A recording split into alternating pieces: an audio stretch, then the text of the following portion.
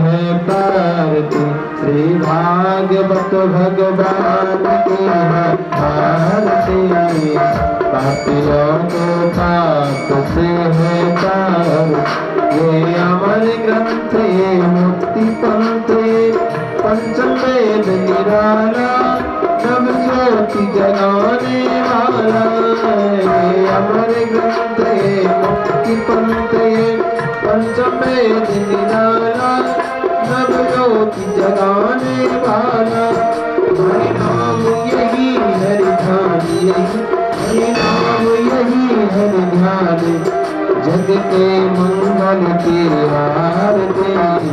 पापियों को पाप से है तार, श्री भागवत भगवान की है आरती। पापियों को पाप से है तार, ये शांति गीत पावन पुनि, पापों को मिटाने वाला, हरि रस कराने वाला। ये शांति गीत पावन पुनि, पापों को मिटाने वाला, हरि रस कराने वाला। ये सुख करनी है दुख हरनी है, सुख करनी है दुख हरनी, श्री मधुसूदन की आरती। पापियों को पाप से है तार, श्री भागवत भगवान की है आरती। पापियों को पाप से है तार, ये मधुर बोल जग पंथ को सन्मार्ग बताने वाला, पीढ़ी को बनाने वाला। ये मधुर बोल जग पंथ खोल सन्मार्ग बताने वाला, पीढ़ी को बनाने वाला। श्री राम यही घनश्याम, श्री राम यही घनश्याम, प्रभु की महिमा की आरती। पापियों को पाप से है तार, श्री भागवत भगवान की है आरती। पापियों को पाप से है तार, सर्वोपरि करुणावतारं संसार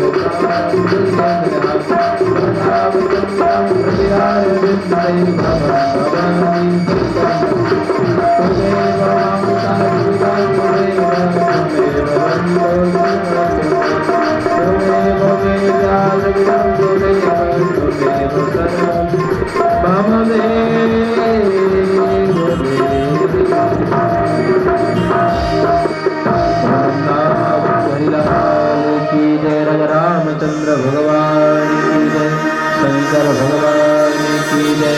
जय जय श्री राधे श्याम। सभी भक्तगण अपने यथा स्थान पर बैठ जाएंगे और श्रीमद् भागवत कथा श्रवण करेंगे।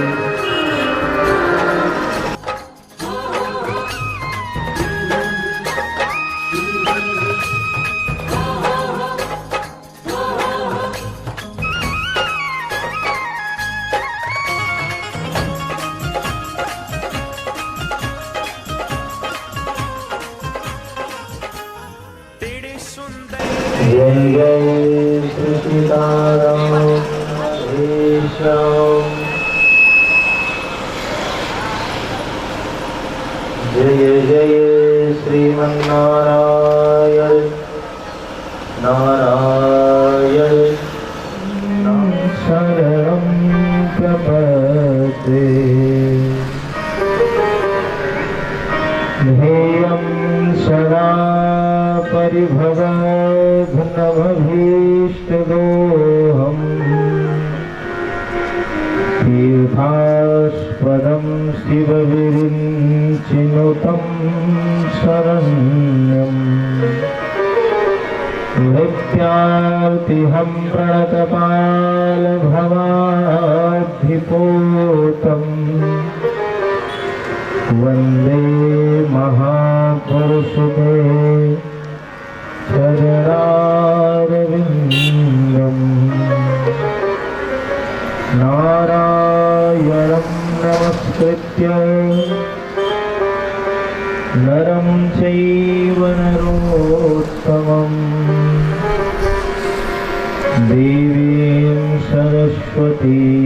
व्यासं ततो जयमुदीरयेत्।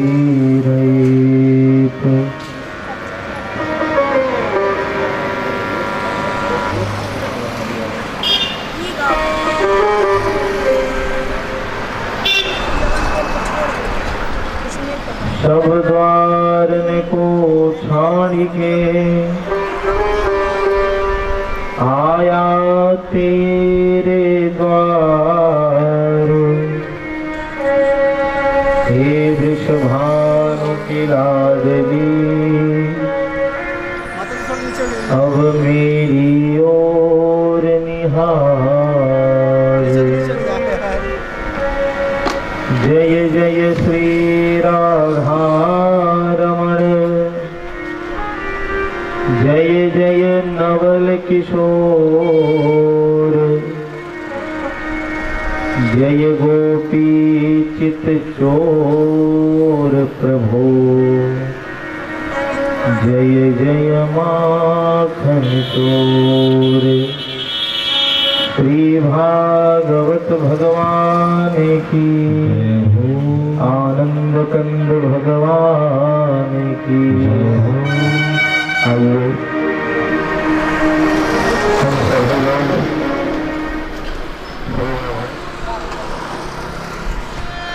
काली सेवा करते हुए जिह्वा के माध्यम से कीर्तन करेंगे। तत्पश्चात भागवत जी की कथा आप लोग श्रवण करेंगे।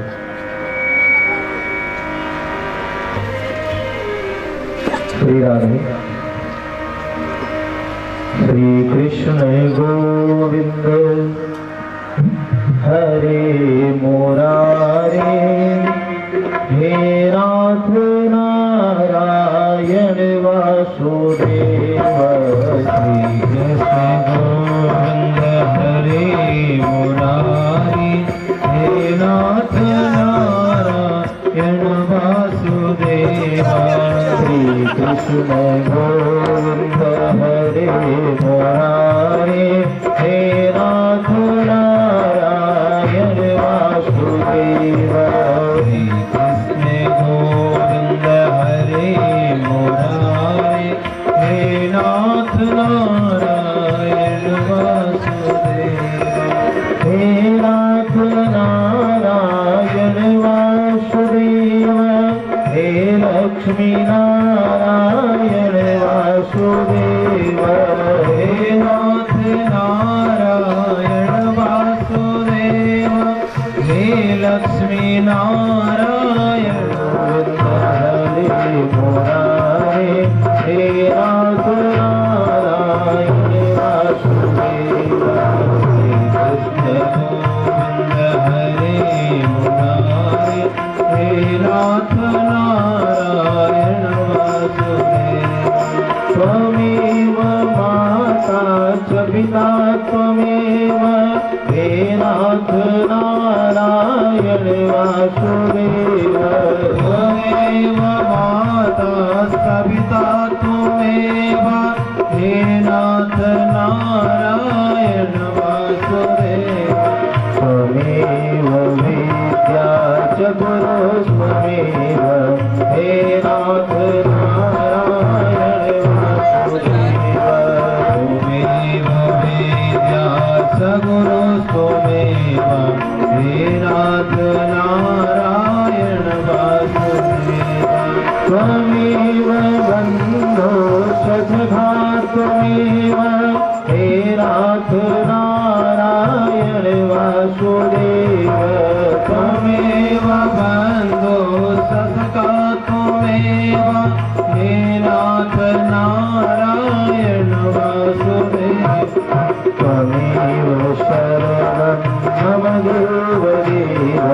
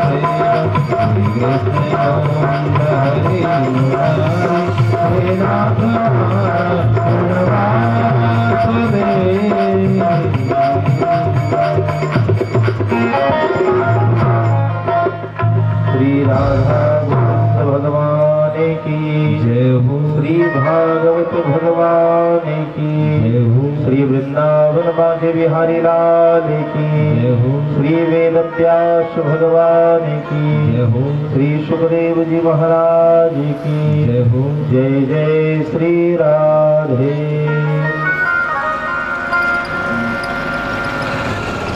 अनंत कोटि ब्रह्मांड नायक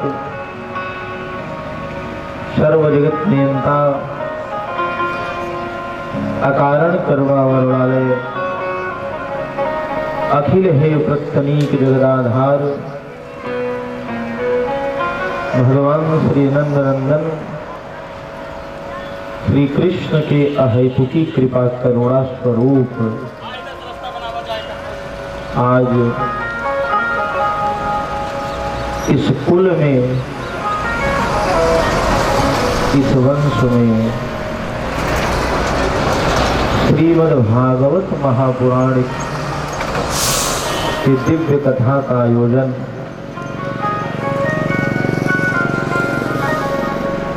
बड़ी धूमधाम से कल सब लोगों ने जलाहरण किया। सत्र के रक्षणार्थ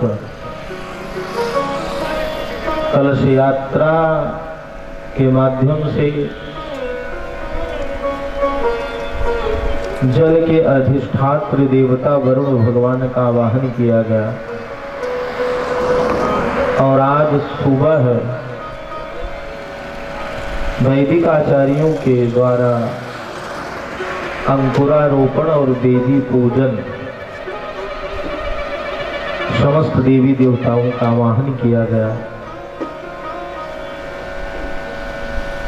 अद्यनः पितरस्तृप्ता अद्यनः पावितम कुलम। जिस वंश में घर में नहीं, केवल ऐसा नहीं कि जो कथा करा रहे उन्हीं के लिए, जिस कुल खानदान में कोई एक व्यक्ति भी भागवत कथा सुन लेता है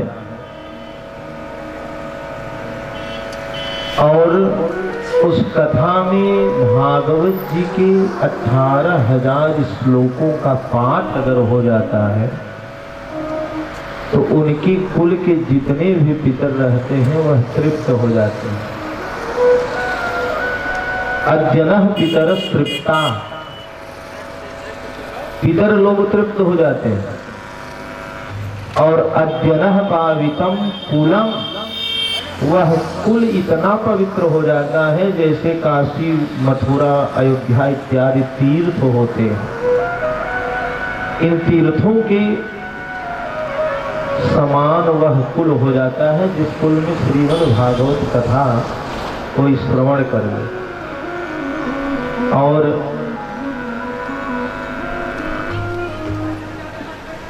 इसी बात को अनुकरणीय करते हुए, इसी बात का अनुकरण करते हुए इस वंश में, इस खानदान में आज श्री माता प्रसाद जी ने भागवत कथा का आयोजन कराया। पितरों के उद्धार और कोई भी सत्कर्म किया जाए बंधुओं, कोई भी सत्कर्म हो, यज्ञ अनुष्ठान, व्रत, उपवास, तीर्थ, भगवान का दर्शन, यह सब उपाय एकमात्र स्वयं की कल्याण के लिए किया जाता है, आत्मोद्धार के लिए किया जाता है। सब कुछ करने के बाद भी अगर मन संतुष्ट नहीं है, आपका मन शांत नहीं है, संतुष्ट नहीं है, तो सब कुछ करना निरर्थक है, उसका कोई मतलब नहीं है। और भागवत जी लोग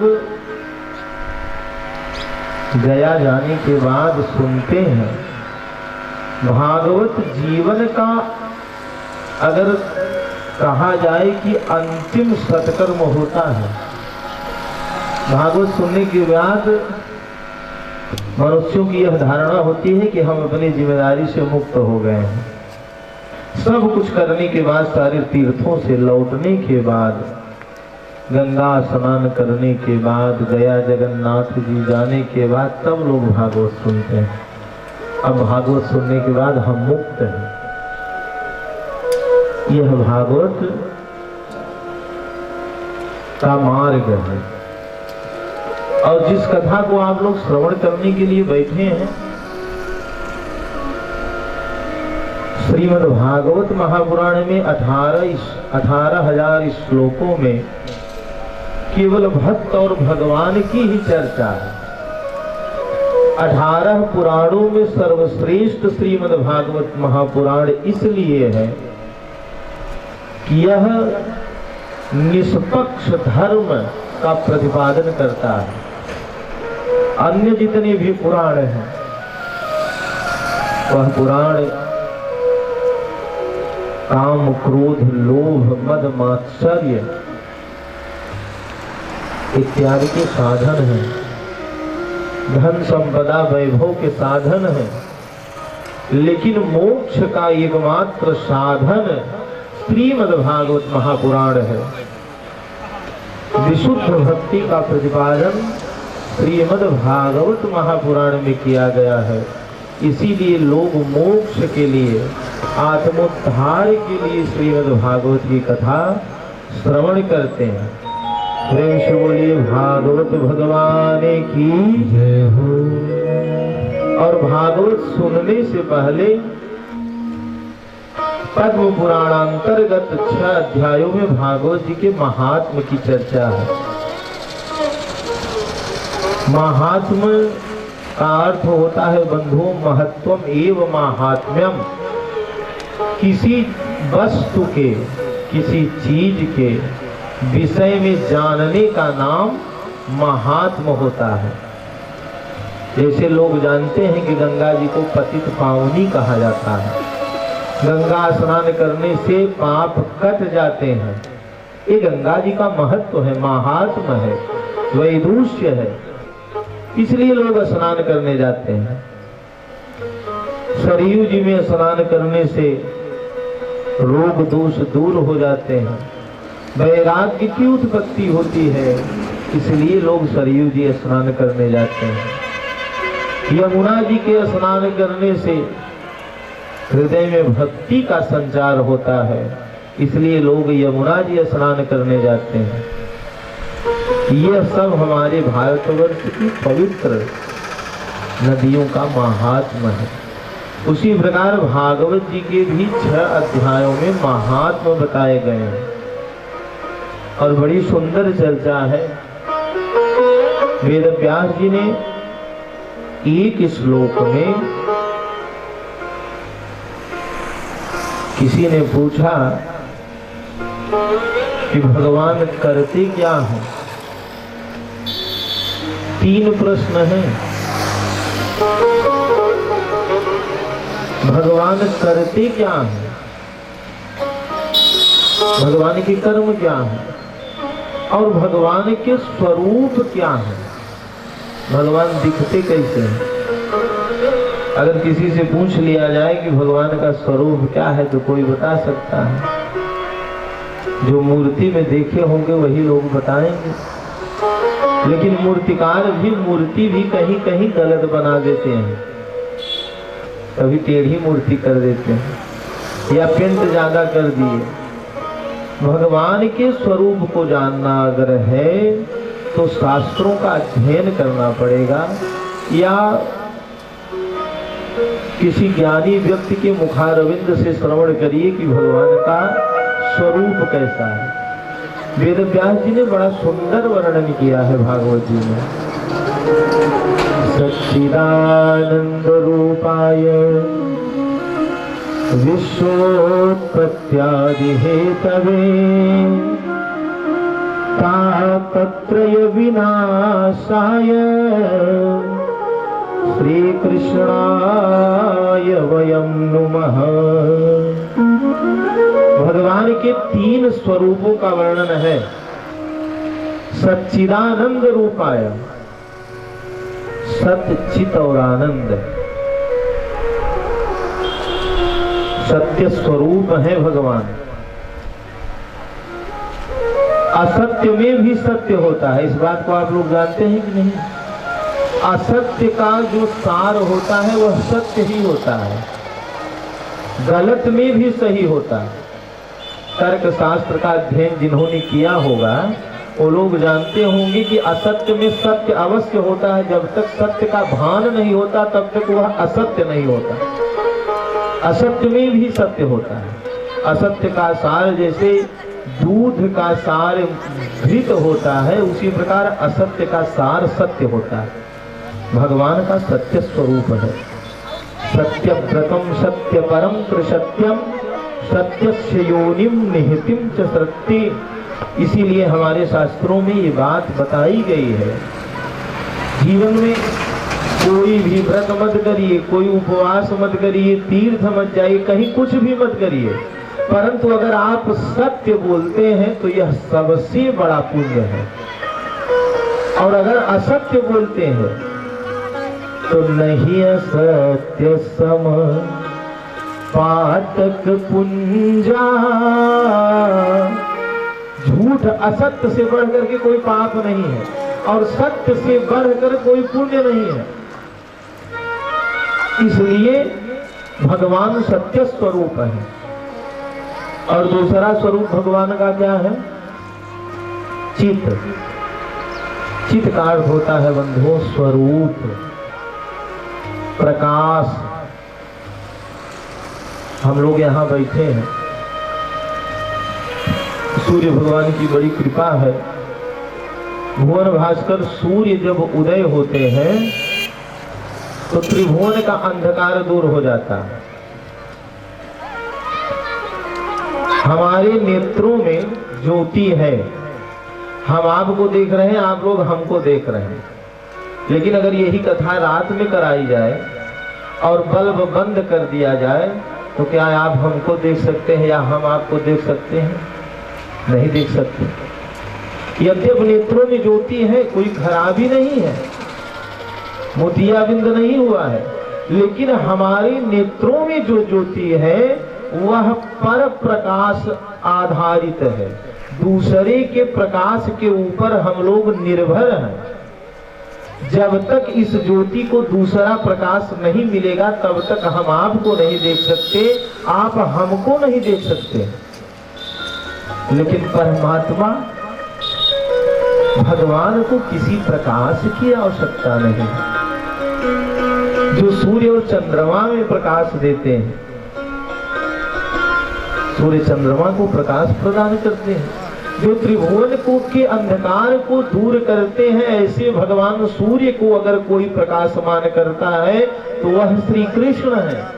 इसलिए भगवान का चित्त स्वरूप है, इसलिए भगवान का चित्त स्वरूप है। वेद व्यास जी ने स्मरण किया। और तीसरा स्वरूप आनंद स्वरूप है।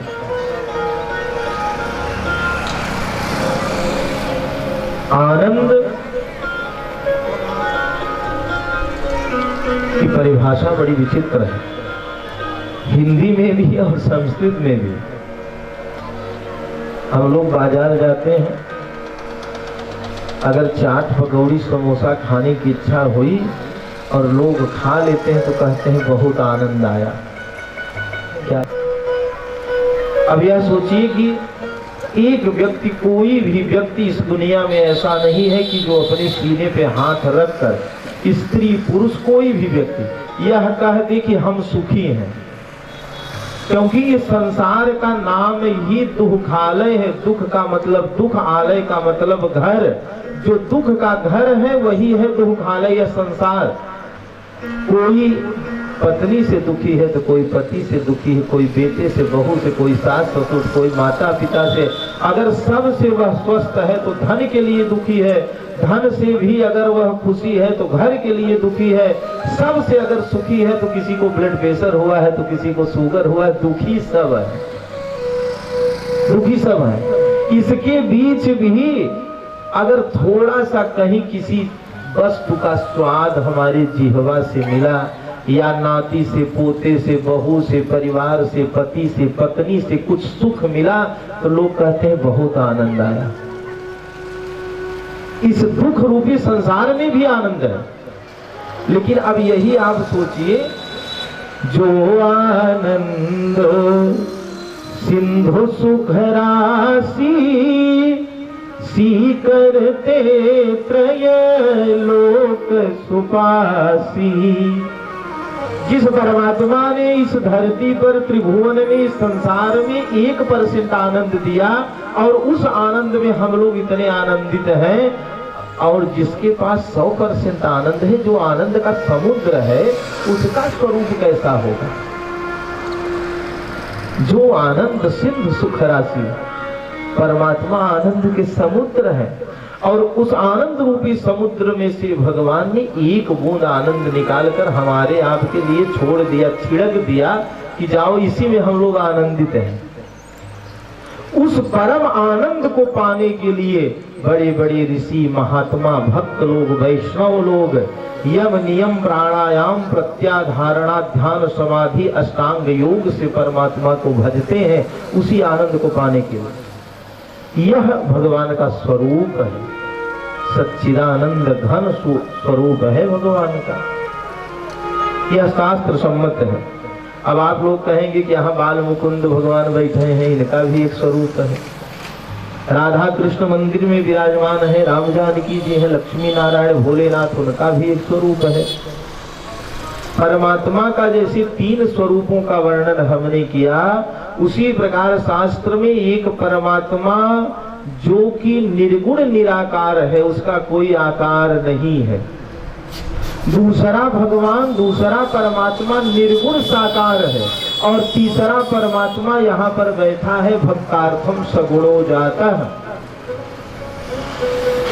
भगवान अपने भक्तों के ऊपर कृपा करने के लिए और लीला करने के लिए मनुष्य के रूप में इस धराधाम पर अवतार लेते हैं। राम कृष्ण बावन नरसिंह के रूप में 3 अवतारों का वर्णन है भगवान के।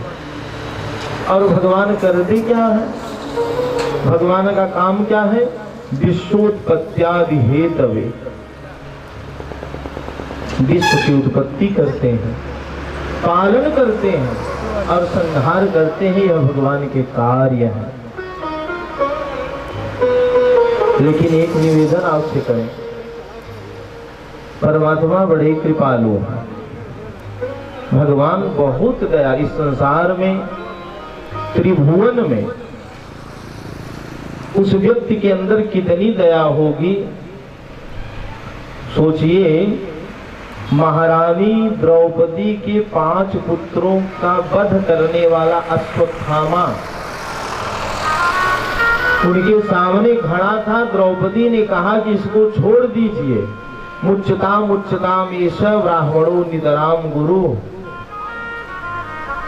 मनुष्य के हृदय में अगर इतनी दया है तो मनुष्य के हृदय में जितनी दया होती है उससे 10 गुना ज्यादा वेदांत प्रतिपादन करता है परमात्मा के हृदय में दया होती है। इसीलिए भगवान का नाम अपार करुणा सिंधु है।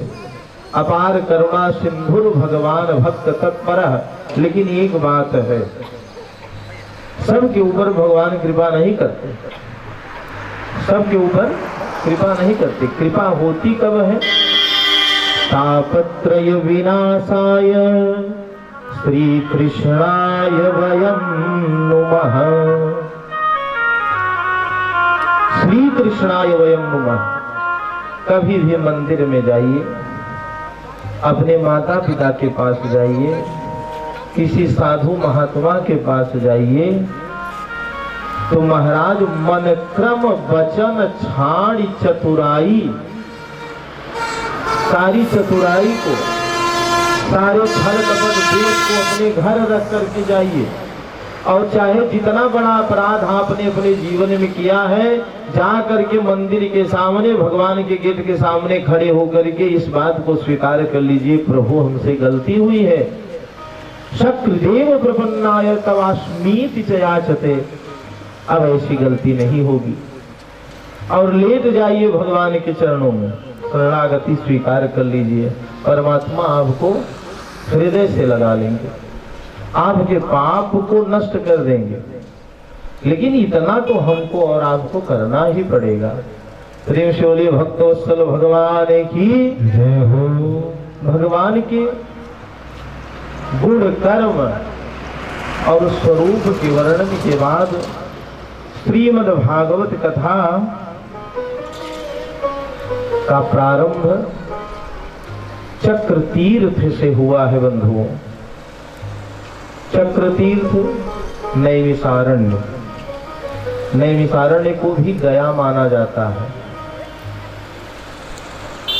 गया 3 प्रकार के होते हैं।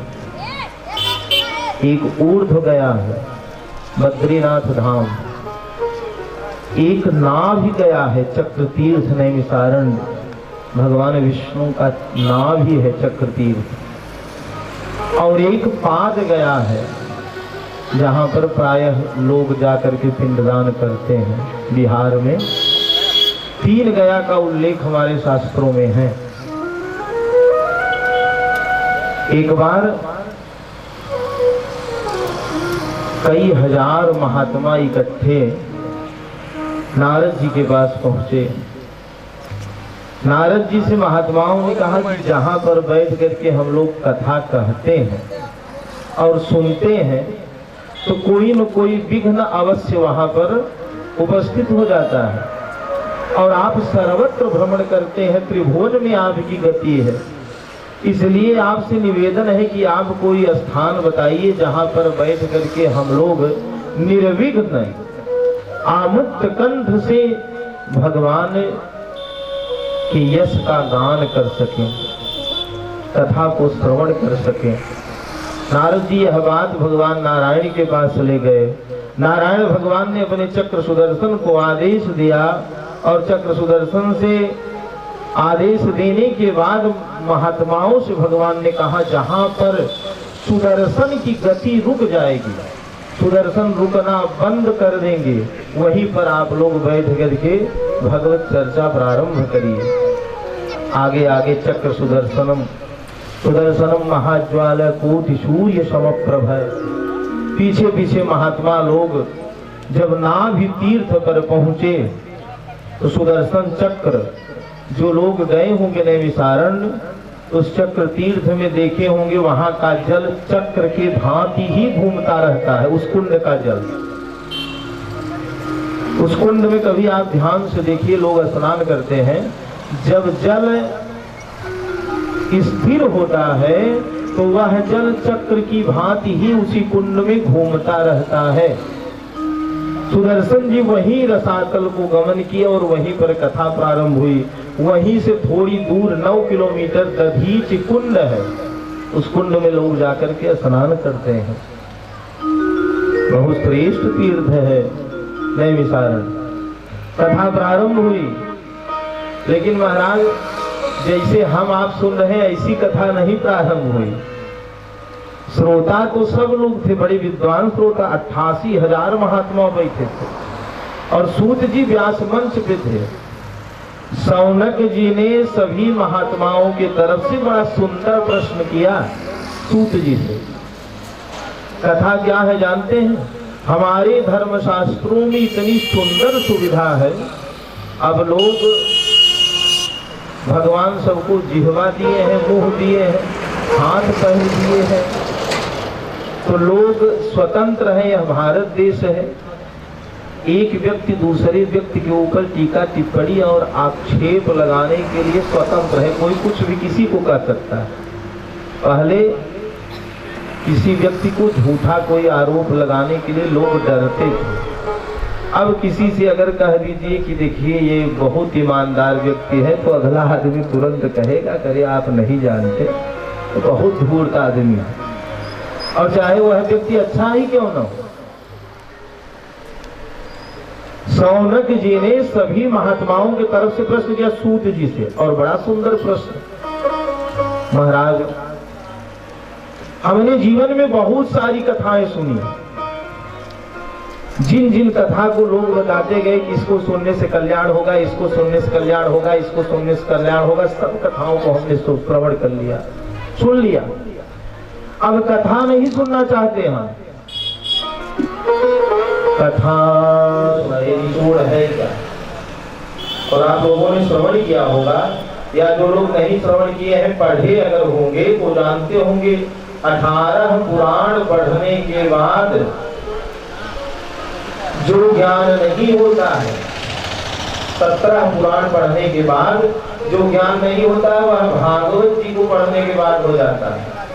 भागवत जी एक ऐसे पुराण हैं जिनमें व्याकरण, ज्योतिष, न्याय, मीमांसा, धर्मशास्त्र, इतिहास, सब वेद वेदांत सब कुछ है। संस्कृत में गुरुकुलों में पहले यह परंपरा रहती थी, चाहे जो जिस विषय का विद्यार्थी हो, समझ लो वह विद्वान है। विद्यावताम भागवते परीक्षा। लेकिन एक बात आप समझ लीजिए कि अब नौटंकी करना कठिन है परंतु भागवत करना सरल है। इस कविता में ढोल हारमोनियम लेकर चौराहे पे बैठ गए और भागवत कथा प्रारंभ हो गई, ये कथा नहीं है। नौटंकी करना काम भागवती परीक्षा, यह ज्ञानियों का विषय है, आम आदमी का नहीं। इसी से परीक्षा लिया जाता था।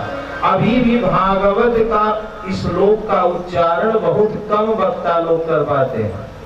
इतने कठिन कठिन श्लोक भागवत जी के हैं, अगर खोल कर रख दिया जाए तो बहुत होंगे तो 5% लोग होंगे जो भागवत जी के 18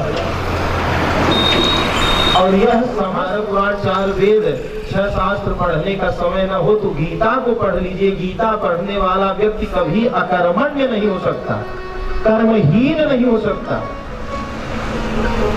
उसी प्रकार अगर 17 पुराण की कथा सुनाइए,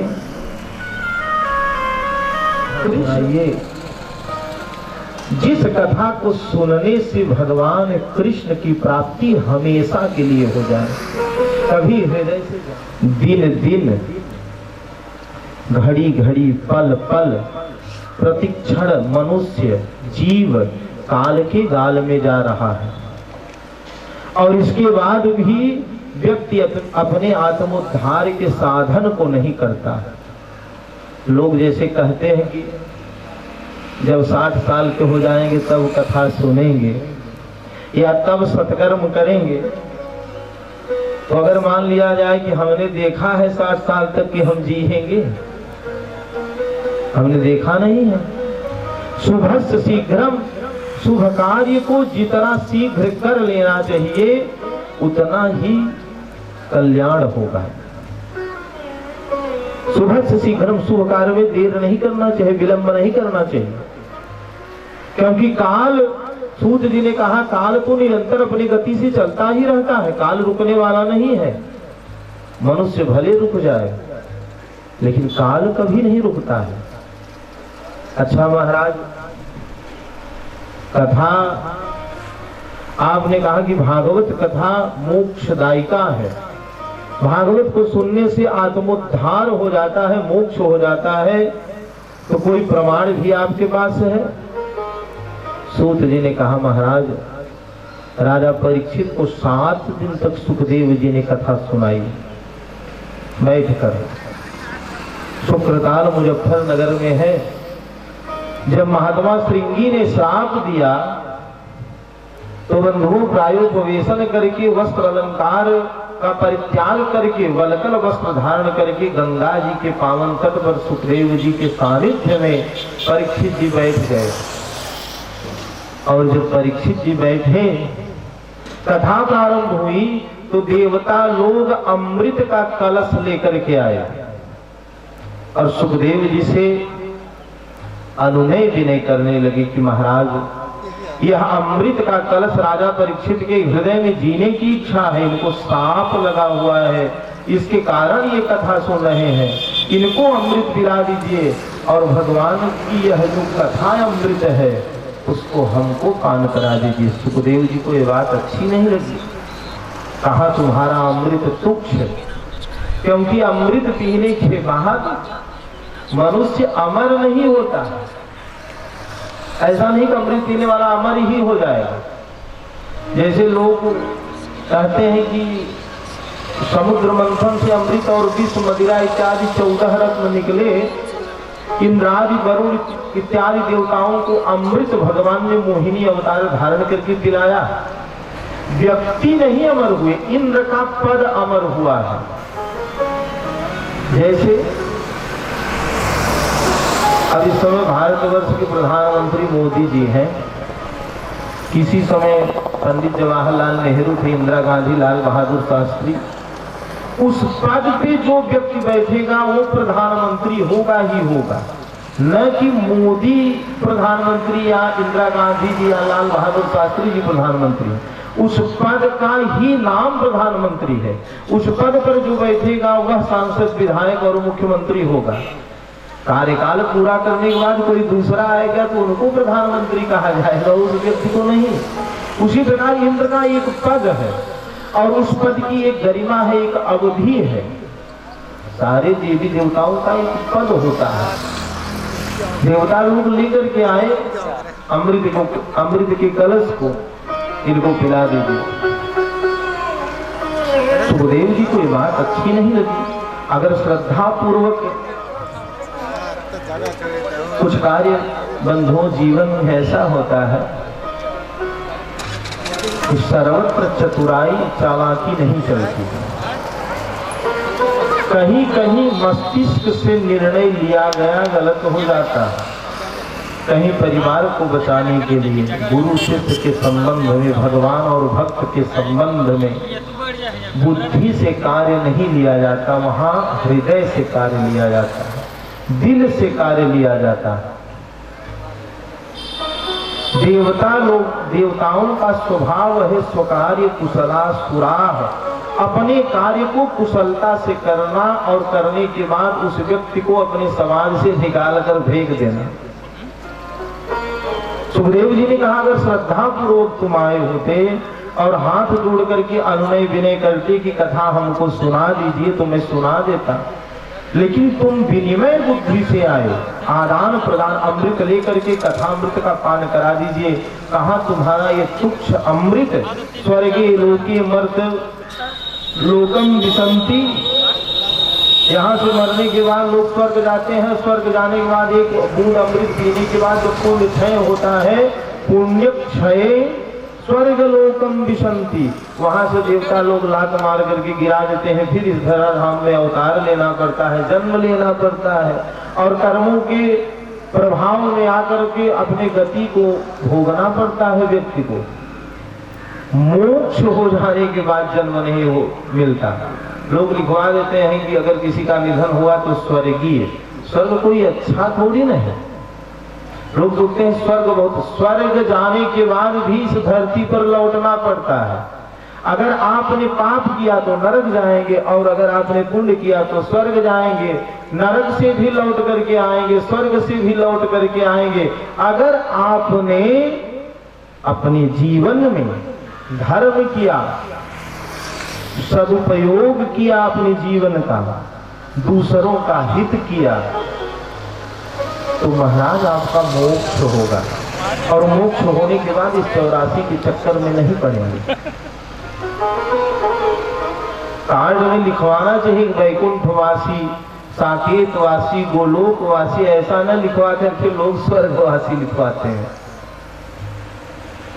देवताओं को सुखदेव जी ने फटकार लगाकर भगा दिया, लेकिन ब्रह्मा जी ने कहा कि बताओ इतना अमूल्य रत्न है अमृत, अमृत को प्राप्त करने के लिए देवासुर संग्राम हुआ, समुद्र मंथन हुआ और इतने अमूल रत्न को सुखदेव जी ने ठुकरा करके देवताओं को भगा दिया।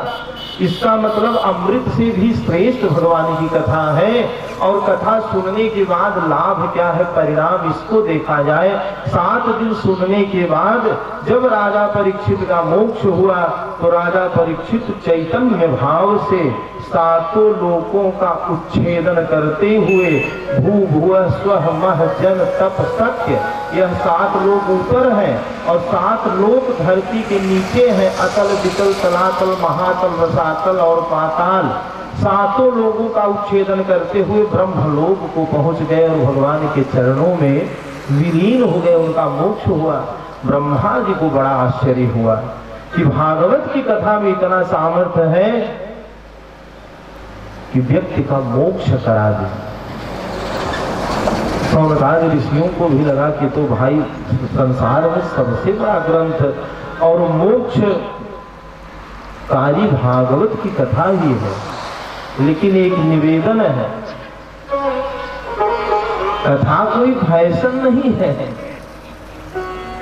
कथा कोई फैशन नहीं, कोई मनोरंजन का साधन नहीं है। 2-4 लाख रुपया आप खर्चा करेंगे, मान लीजिए आप लोगों के यहाँ भीड़ की परंपरा है, 10-20 लाख खर्चा करेंगे।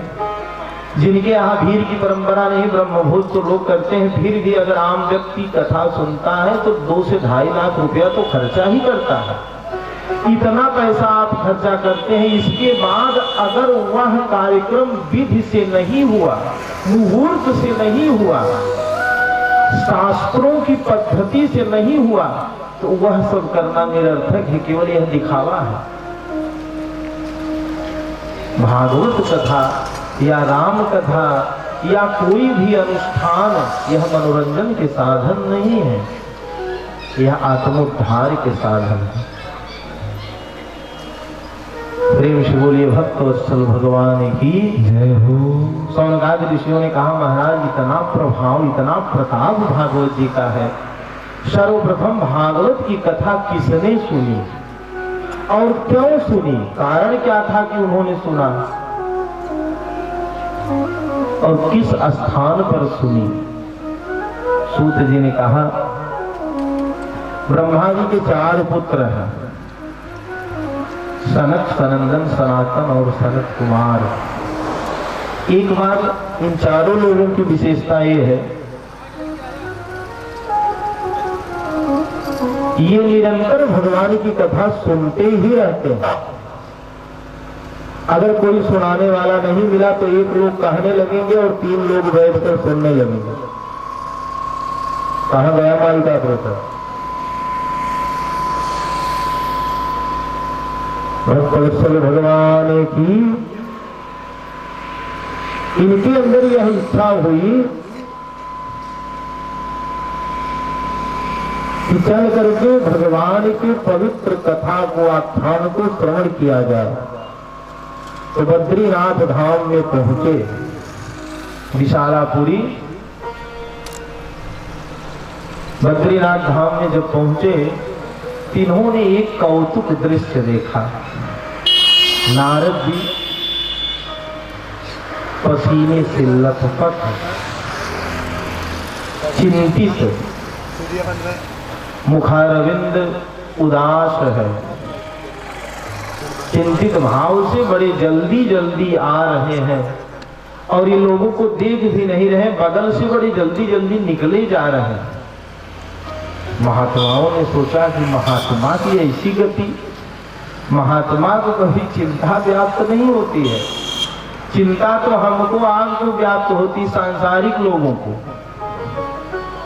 महात्मा की क्यों चिंता होती?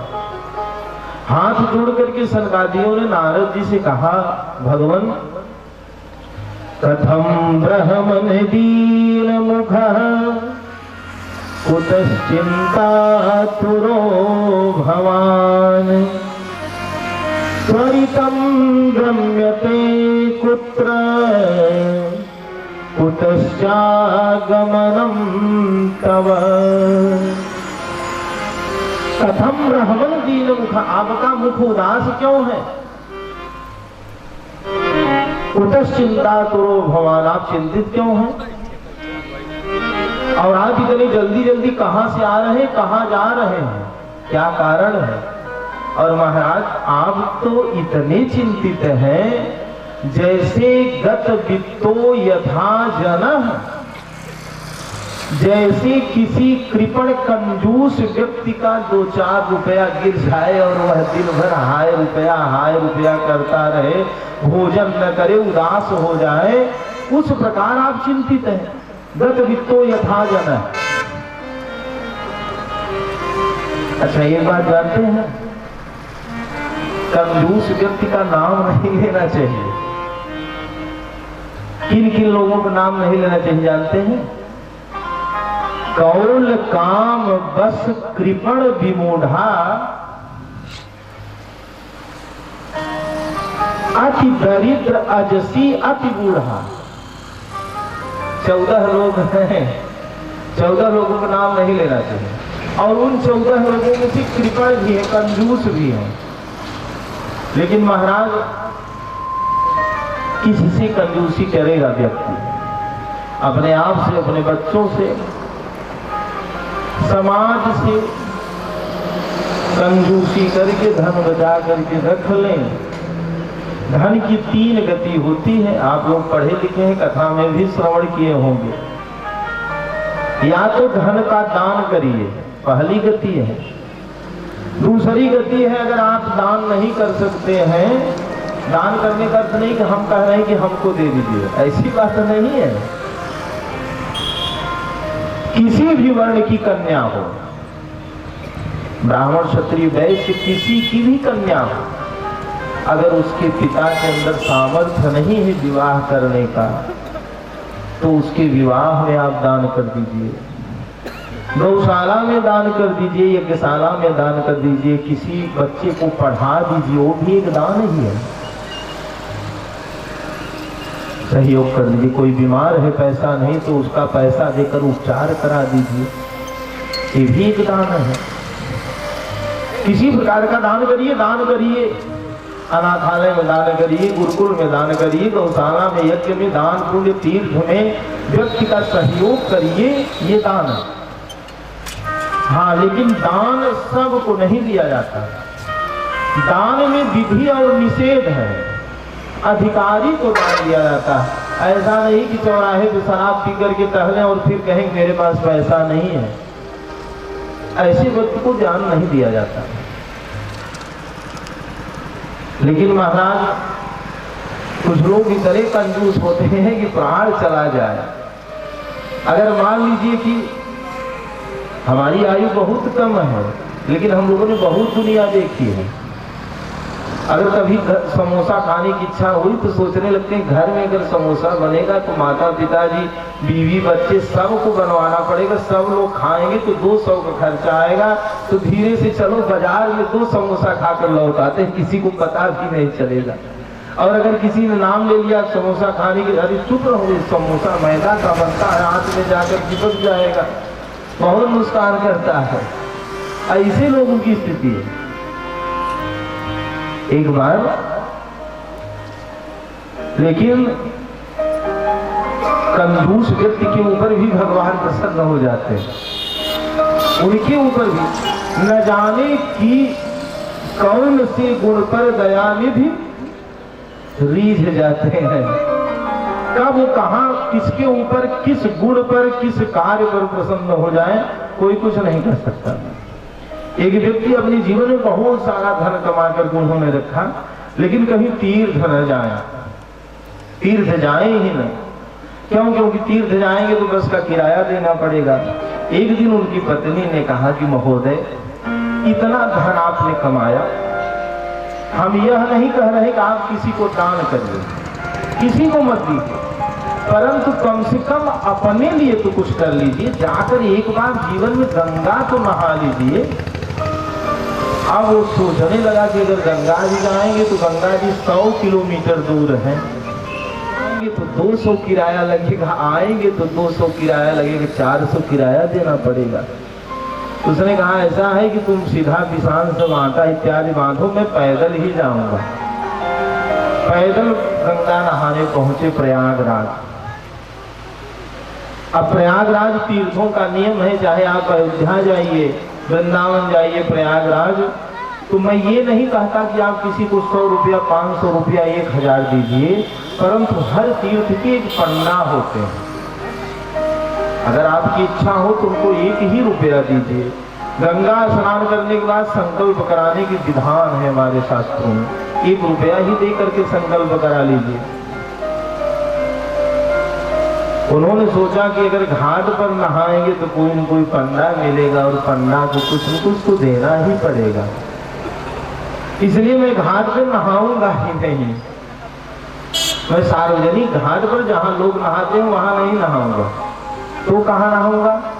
श्मशान घाट पर नहाऊंगा, जहां कोई मिले ही नहीं, और नहाकर चुपके से चला आऊंगा। तो भगवान भी बड़े कौतुकी। अब उस श्मशान घाट पर गए, इधर उधर देखे, उस व्यक्ति ने देखा तो कोई दिखा नहीं। उसने कहा हाँ बढ़िया स्थान है, यही स्नान करने लायक है, कोई है भी नहीं, कुछ देना भी नहीं पड़ेगा। और वस्त्रों को निकालकर बाहर घाट पर रखकर जैसे ही गंगा जी में प्रवेश किए और एक डुबकी लगाकर बाहर निकले, तब तक भगवान एक 12 वर्ष के बालक के रूप में पंडा का भेष बना करके प्रकट हो गए। भगवान ने कहा कि जय सिया राम। अरे उस व्यक्ति ने बोला कि ये कहां से यहाँ प्रकट कैसे हो गया, मैं न देना पड़े इसलिए तो मैं श्मशान घाट में स्नान करने आया, यहाँ भी पंडा पहुंच गया, फिर से डुबकी लगा लिया। और कुछ देर बाद जब फिर बाहर निकला तो भगवान ने फिर कहा जय सिया राम। उसने कहा ये तो बिना लिए नहीं मानेगा, फिर से नीचे डूब गया। लेकिन कितना देर पानी में डूब सकते हैं, 10-5 बार डूबने के बाद अंततोगत्वा बाहर निकलना ही पड़ा। और निकल करके आए तो पहले वस्त्र नहीं धारण किए। उस व्यक्ति ने कहा देखो मेरे पास देने के लिए कुछ नहीं है। पंडा ने कहा हाथ जोड़ रहा हूं, मैं मांग कह रहा हूं, तुम मुझे कुछ दो। तीर्थों का एक नियम है, अगर आपके पास पैसा नहीं तो रजिस्टर में लिखवा दीजिए, फिर समय आने पर वहां के पंडा आते हैं और यहाँ से लेकर के जाते हैं। तो ऐसा करिए मेरे पास रजिस्टर है, इसमें आप लिखवा दीजिए, मैं आऊंगा घर से आपके ले लूंगा। अब बड़े असमंजस में पड़ा कि अब तो प्राण नहीं बचने वाला, अब तो देना ही देना पड़ेगा। लेकिन उस व्यक्ति ने कहा कि ऐसा उपाय करूंगा कि ये पहुंचेंगे ही नहीं मेरे घर तक। उसने कहा मैं 1 चवन्नी दान करूंगा, रजिस्टर में लिख लो। और अपने बुद्धिमान व्यक्ति था, उसने सोचा कि 1 चवन्नी लेने के लिए 200 रुपया किराया लगाकर कौन आएगा घर वसूलने। लिखवा दिया रजिस्टर में कि 1 चवन्नी मैं दूंगा। वस्त्रों को धारण किया, गंगा जल श्रीमती जी ने एक बोतल दिया था, उसमें गंगा जल रखा और पहुंच गया अपने घर। और इधर जैसे घर पहुंचा तो भगवान अमित रूप प्रगटे ते ही काला। घर के अंदर जाकर बैठकर जलपान कर ही रहा था, तब तक भगवान दरवाजे पर पहुंच गए। जय सिया राम राधे श्याम का आवाज लगाए। उस व्यक्ति की धर्म पत्नी बड़ी धार्मिक, बड़ी दयालु, आकर के दरवाजा खोली। प्रणाम महाराज, आप कौन? भगवान ने कहा मैं तीर्थराज प्रयाग का बंदा हूं। सेठ जी 1 चवन्नी देने का आश्वासन देकर के रजिस्टर में दर्ज करवा दिए, लिखवा दिए, उसी को लेने आया हूं। बुलाइए सेठ जी कहाँ हैं? अब उनकी पत्नी अंदर गई और अंदर जाकर के कहा कि देखिए पंडा आए हैं, तीर्थराज प्रयाग में आपने उनको कुछ लिखवाया है कि 1 चवन्नी मैं दूंगा। माथा पकड़ लिया कि बताओ यहाँ तक लेने चले आए 1 चवन्नी, लेकिन 1 चवन्नी मैं दे नहीं सकता, मुझसे दिया नहीं जाएगा। जाकर कह दो कि मेरे पति की तबीयत खराब है, वो आ नहीं सकते यहाँ तक। श्रीमती जी गई, तो उसको बुरा भी लगी, बताओ इतना धन संपत्ति है, 1 चवन्नी के लिए झूठ बोल रहे हैं, लेकिन पति की आज्ञा है। बिचारी गई, हाथ जोड़ करके उन्होंने कहा कि देखो महाराज पैदल चल करके आए हैं, इसलिए पैर दर्द कर रहा है, कुछ बुखार भी हो गया है, स्वास्थ्य ठीक नहीं है, कल परसों आप आइएगा। भगवान ने कहा राम राम, ये तो संसार वाले करते हैं कि विपत्ति में छोड़कर भाग जाएं, हम लोग विपत्ति में छोड़ते नहीं। यजमान जी को कष्ट है, बुखार है और उनको वो अस्वस्थ है, ऐसी स्थिति में उनको छोड़ नहीं सकता हूँ। जब तक वो ठीक नहीं होंगे तब तक मैं जाऊंगा नहीं। ऐसा करिए कि आप दाल चावल आटा पिसान तेल मसाला दीजिए और सामने पीपल का पेड़ है, यही मैं बनाऊंगा और खाऊंगा, तब तक रहूंगा। पत्नी तो बड़ी प्रसन्न हुई, लेकिन अंदर जाकर के जब बताए तो व्यक्ति ने कहा कि 1 चवन्नी के लिए आधा किलो आटा रोज खाएगा और 25 रुपए किलो आटा है, अब कितना घाटा होगा। तुम जाके कह दो कि मर गए, जाकर कह दो कि मर गए, अब है ही नहीं संसार में। अब सोचिए ये कृपण की स्थिति है। अब पत्नी भी बेचारी, पति की आज्ञा है तो मुंह लटका करके गई और जा करके अंचल को मुंह के पास लगा करके पत्नी ने कहा कि वो तो पधार गए, स्वर्ग चले गए। भगवान अंदर अंदर मुस्कुराए कि ऐसा तजूब हमने नहीं देखा है। भगवान ने कहा अगर ऐसी बात है तो आपके बच्चे तो सब विदेश में हैं, यहाँ कोई है नहीं, और मृत शरीर को उठाने के लिए 4 व्यक्तियों की आवश्यकता है और आप अकेले करेंगे कैसे? आपके ऊपर तो दुख का पहाड़ टूट गया, मैं जा रहा हूँ गांव वालों को बुला कर ले आ रहा हूँ। अमित रूप प्रगटे ते काला, हजारों रूप में प्रकट हो गए और पूरे गांव में जाकर के कह दिए कि फला व्यक्ति मर गया, आप लोग चलिए। सारे गांव वाले इकट्ठा हो गए, बांस काटा जाने लगा, कफन आ गया, सब सारी व्यवस्था। अब वह श्वास खींच के पड़ा है कि चवन्नी नहीं देंगे चाहे जो हो जाए। पत्नी जाकर बार बार कान में कहे क्यों अपनी गति करा रहे हो और मेरी गति कही, ये आग न लगवा दे, बहुत खतरनाक पंडा है, उठकर एक चवन्नी दे दो। लेकिन वह श्वास खींच के पड़ा है कि एक चवन्नी नहीं दूंगा। अब भगवान उनको उठा लिए, वस्त्र को अलग करके गांव वालों के माध्यम से स्नान कराकर बांस की तिथि बनाई गई, उस पर लिटा दिया गया। अब पत्नी रोना प्रारंभ की, देखो ये मरे नहीं है, नाटक किए हैं। भगवान ने कहा जिनके घर दुर्घटना होती है तो माताओं का हृदय बड़ा कोमल होता है, वो हाँ ऐसी स्थिति आ जाती है, वो कुछ भी बोलने लगती हैं। इनके हृदय पे बहुत बड़ा आघात पहुंचा है, इसलिए इनको विश्वास नहीं हुआ हो रहा है। आप लोग इनको बांधिए और ले चलिए, दाह संस्कार किया जाएगा। जबरदस्ती गांव वाले बैठा लिए उनको और तिथि पर बांध करके उठा लिया गया। राम नाम सत्य है, राम नाम सत्य है करते हुए घाट पर पहुंच गए महाराज और चिता बनाई गए। फिर भी श्वास खींच कर पड़ा है कि एक चवन्नी नहीं दूंगा, उठाकर रख दिए चिता पर। आग लगाने वाली स्थिति आ गई, तब भगवान ने कहा कि अब तो एक प्राण दे देगा। भगवान ने कान में जा करके कहा देखो मैं पंडा नहीं हूं, मैं भगवान हूं। जब भगवान ने कहा मैं भगवान हूं, मैं परमात्मा हूं, तो उस व्यक्ति ने थोड़ी सी आंख खोल करके देखा तो भगवान तो पंडे के ही भेष में थे। उसने सोचा भगवान सामने है, जब आंखों को खोला तो पंडा सामने दिखा, तो फिर से आंख बंद कर लिया।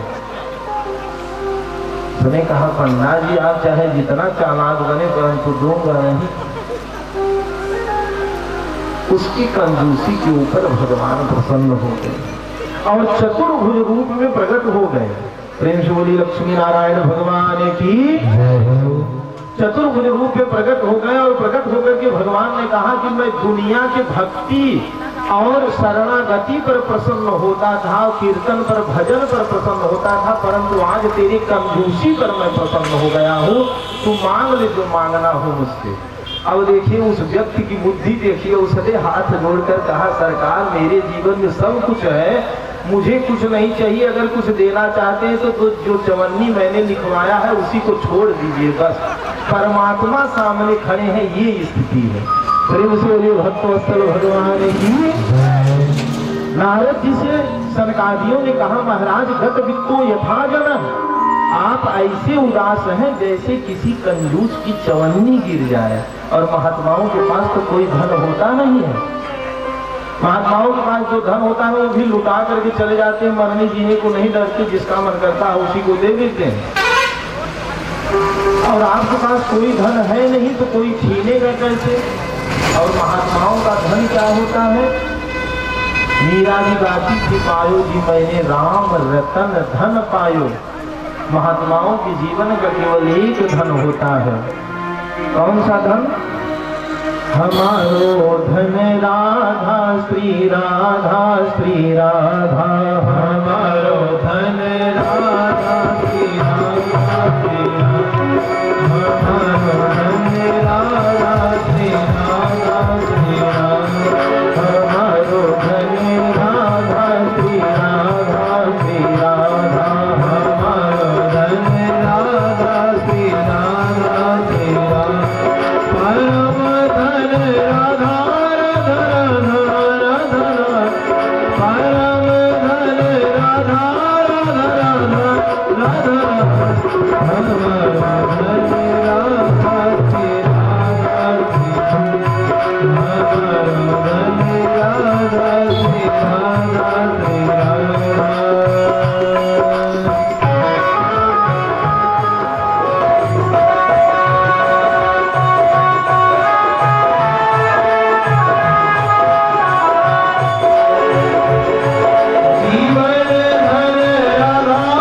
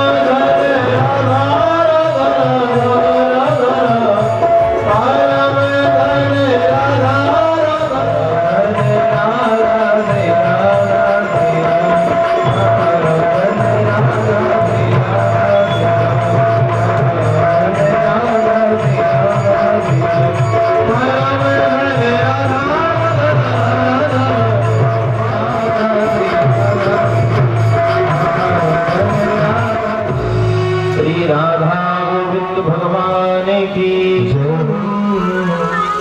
श्रीरंगम सेतु बंधनम। पुष्कर में गया, प्रयाग गया, काशी गया, कुरुक्षेत्र, हरिक्षेत्र, हरिद्वार, परंतु किन्हीं तीर्थों में मुझको कथा सुनने को नहीं मिली। फिर मैं महात्माओं के यहाँ गया तो महाराज कलयुग में महात्माओं की भी परिस्थिति बदल गई है। पाखंड निरता संतः विरक्ता सब परिग्रहा। बड़े बड़े पाखंडी लोग महात्माओं के बीच में घुस गए हैं और उनको जनता महात्मा ही मानती है। देखिए, केवल दाढ़ी रख लेने से और पीला वस्त्र पहन लेने से और चंदन लगा लेने से कोई महात्मा नहीं होता है। इसको आप लोग समझ लीजिए। जैसे इस संसार में अनेकों व्यक्ति हैं, लेकिन सारे व्यक्ति सज्जन नहीं हो सकते हैं, सारे व्यक्ति धार्मिक नहीं हो सकते हैं, सारे व्यक्ति दूसरों की सहायता नहीं कर सकते हैं। उसी प्रकार भारतवर्ष में 40 लाख महात्माओं में से कम 5 लाख तो पाखंडी लोग उसमें घुसे हुए हैं। 5 लाख तो पाखंडी घुसे हैं जो केवल पीला कपड़ा और दाढ़ी रखाकर अपने धंधा और बिजनेस को चलाते हैं, और भोली भाली जनता उनको महात्मा समझती है। और उनको महात्मा समझ करके जो 35 लाख अच्छे महात्मा है, शास्त्रों का अध्ययन करने वाले, उनको भी लोग धूर्त कहने लगे हैं इस कलयुग में। गांव में और शहर में अंतर क्या होता है आप लोग जानते हैं? गांव और शहर में क्या अंतर होता है? गांव वाले, गांव के भोले भाले लोग भिखारी को भी महात्मा समझते हैं। सड़क से अगर कोई भिखारी भी दाढ़ी रखा कर जा रहा है तो लोग उसको महात्मा समझते हैं। गांव वाले भोले भाले लोग भिखारी को भी महात्मा समझते हैं, और शहर वाले पढ़े लिखे लोग महात्मा को भी भिखारी समझते हैं। यही अंतर है गांव और शहर में। शहर के लोग महात्मा को भी भिखारी समझते हैं और गांव वाले भिखारी को भी महात्मा समझते हैं। लेकिन आपके सोच के ऊपर निर्भर है। नारद जी ने कहा, महाराज पाखंड निरता संता, ये स्थिति आ गई कलयुग में। सनकादियों ने कहा, अगर महात्माओं में ऐसी बात आ गई है तो आप गृहस्थों के यहाँ चले जाते। गृहस्थों के यहाँ भी बड़े बड़े भक्त होते हैं और भगवान की कथाएं होती हैं। तो नारद जी ने कहा, गृहस्थों के यहाँ की तो और विडंबना है। तरुणी प्रभुता गे श्याल को बुद्धिदायक है, कन्या विक्रयरो लोभात दंपती नाम चकलकनम। तरुणी प्रभुता गे, देखिए ये बात मैं नहीं कह रहा हूं, ये बात भागवत जी में लिखी गई है। वेद व्यास जी इसका प्रतिपादन करते हैं। सूत जी सनकादि ऋषियों से कह रहे हैं, नारद जी सौनकादि ऋषियों से कह रहे हैं। ऐसा आप लोग मत सोचिएगा कि मैं कह रहा हूं। तरुणी प्रभुता के है। गृहस्थों के यहाँ क्या विडंबना है? जो नई नई बहू आई है, घर की चाबी तिजोरी की उसके पास है, मलिकाना उसके पास है, और वह अपने पति से कहती है कि देखो तुम्हारे कारण मैंने अपने भाई भाभी चाचा ताऊ माता पिता को छोड़कर तेरे लिए मैं आई हूँ, इसलिए तुझे भी अब छोड़ना पड़ेगा। ऐसा नहीं मैं सास का पैर दबाऊंगी, ऐसा नहीं। सुत नहीं मातू पिता तबलो अबलानन दीख नहीं जबलो। माता पिता के प्रति स्नेह तभी तक रहता है जब तक श्रीमती जी के मुख का दर्शन न हो। इसके बाद तो सारे तीर्थ श्रीमती जी में है।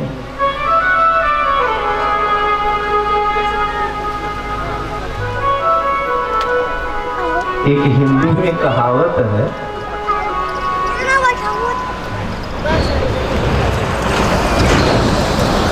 सास ससुर है गंगा यमुना, सास ससुर है गंगा यमुना, गया बनारस साली। सास ससुर है गंगा यमुना, गया बनारस साली, माता पिता है नार नदी, सब तीर्थ घर वाली। ये हिंदी की कहावत है और कलिकाल की यह विडंबना है। तरुणी प्रभुता के है। अच्छा, इतने लोग यहाँ पर बैठे हैं, ईमानदारी के साथ आप लोग अपने हृदय से पूछिएगा, 60-70 वर्ष के बाद लोग जितना धर्म कर्म कथा में शास्त्रों में मन लगाते हैं उतना 25 और 40 साल के लोग नहीं लगाते। क्यों नहीं लगाते? क्योंकि उनके पास अपने लिए समय और फिर विद्यालय जाना है, कोई शिक्षक है तो कोई शिक्षिका है, कोई बच्चों के लिए किसी को बिजनेस करना है। और एक कारण और है, 60 वर्ष बाद व्यक्ति यह सोचता है कि मैंने अपने जीवन में नाना प्रकार के कर्म किए, कुछ शुभ कर्म किया तो कुछ कर्म किया तो कुछ अकर्म किया तो कुछ विकर्म किया, कुछ कुकर्म किया। अब इस उम्र में तो कुछ दान पुण्य यज्ञ अनुष्ठान तीर्थ गंगा स्नान करने की सारे पाप कट जाए। लोग इसको मानकर दान देते हैं। इसलिए परंपरा हमारे भारतवर्ष में रही कि घर का मालिकाना बूढ़ी माताओं के हाथ में रहता था। कोई भिखारी आ जाए, साधु महात्मा आ जाए तो एक मुट्ठी चावल कम से कम उसको दान दे दे। अब तो कोई आ जाए तो उससे कहेंगे कि कितने हट्टे करते हो, तुम कमा कर नहीं खा सकते, भीख क्यों मांग रहे हो? अब लोगों की ये भावना। ईमानदारी के साथ बताइए, मैं कोई विरोध नहीं कर रहा हूं और न तो मैं भीख ही मांगता हूं इसलिए कह रहा हूं, ऐसा भी मत सोचिएगा। भगवान की और सदगुरुदेव भगवान की इतनी कृपा है कि हम लोग भीख नहीं मांगते। लेकिन अगर एक मुट्ठी चावल अगर आप किसी भिखारी को रोज देंगे तो महीने में बहुत देंगे, 5 किलो देंगे, और 5 किलो चावल का दाम इस समय बहुत होगा तो 100 रुपया होगा। और एक व्यक्ति कोई गुटखा खाने लगे घर में, 3000 का महीना भर गुटखा ही खाएगा। वो लोग खाएगा कि नहीं खाएगा? और खाकर थूक देगा, जहां बैठेगा उसका पूरा घर द्वार सब चौपट कर देगा। ये कलिकाल की विडंबना है, लेकिन लोग नहीं करने को तैयार हैं। और भिखारी भीख मांगने आता क्यों है? वो भीख नहीं मांगने आता, वह बताने आता है। याचका नैव याचन्ते बोधयन्ति गृहे गृहे, दीयतां दीयतां दानम् अन्यथा गतिरीदृशी।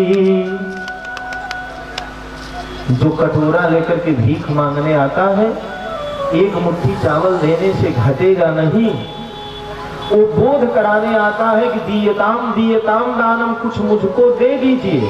अगर नहीं देते हैं तो अगले जन्म में मैंने दिया नहीं था तो ये कटोरा मेरे हाथ में है, इस जन्म में आप मत दीजिए तो अगले जन्म में कटोरा लेने का नंबर आपका है, इसलिए तैयार रहिएगा। ये बोध कराने आता है। कोई भी व्यक्ति आए तो घर से 1 गिलास उसको पानी ही दीजिए, एक अन्न ही दीजिए, 1 रुपया ही दीजिए, परंतु लौटे न। हाँ, एक बात जरूर है, कोई चोर न आ जाए मांगने की, आपकी श्रीमती जी दयालु है, घर के अंदर ले जाए तो चुरा कर ले जाए और फिर दुनिया चिल्लाने लगी कि साधु आया था और चुरा कर ले गया। ये बात न हो, उसको जान करके पहचान करके तब हमारे शास्त्रों में दान का विधान है। नारद जी ने कहा करुणी प्रभुता गे है। घर में नई बहू का मालिकाना है और सबसे जबरदस्त बात क्या है, श्याल को बुद्धिदायक है।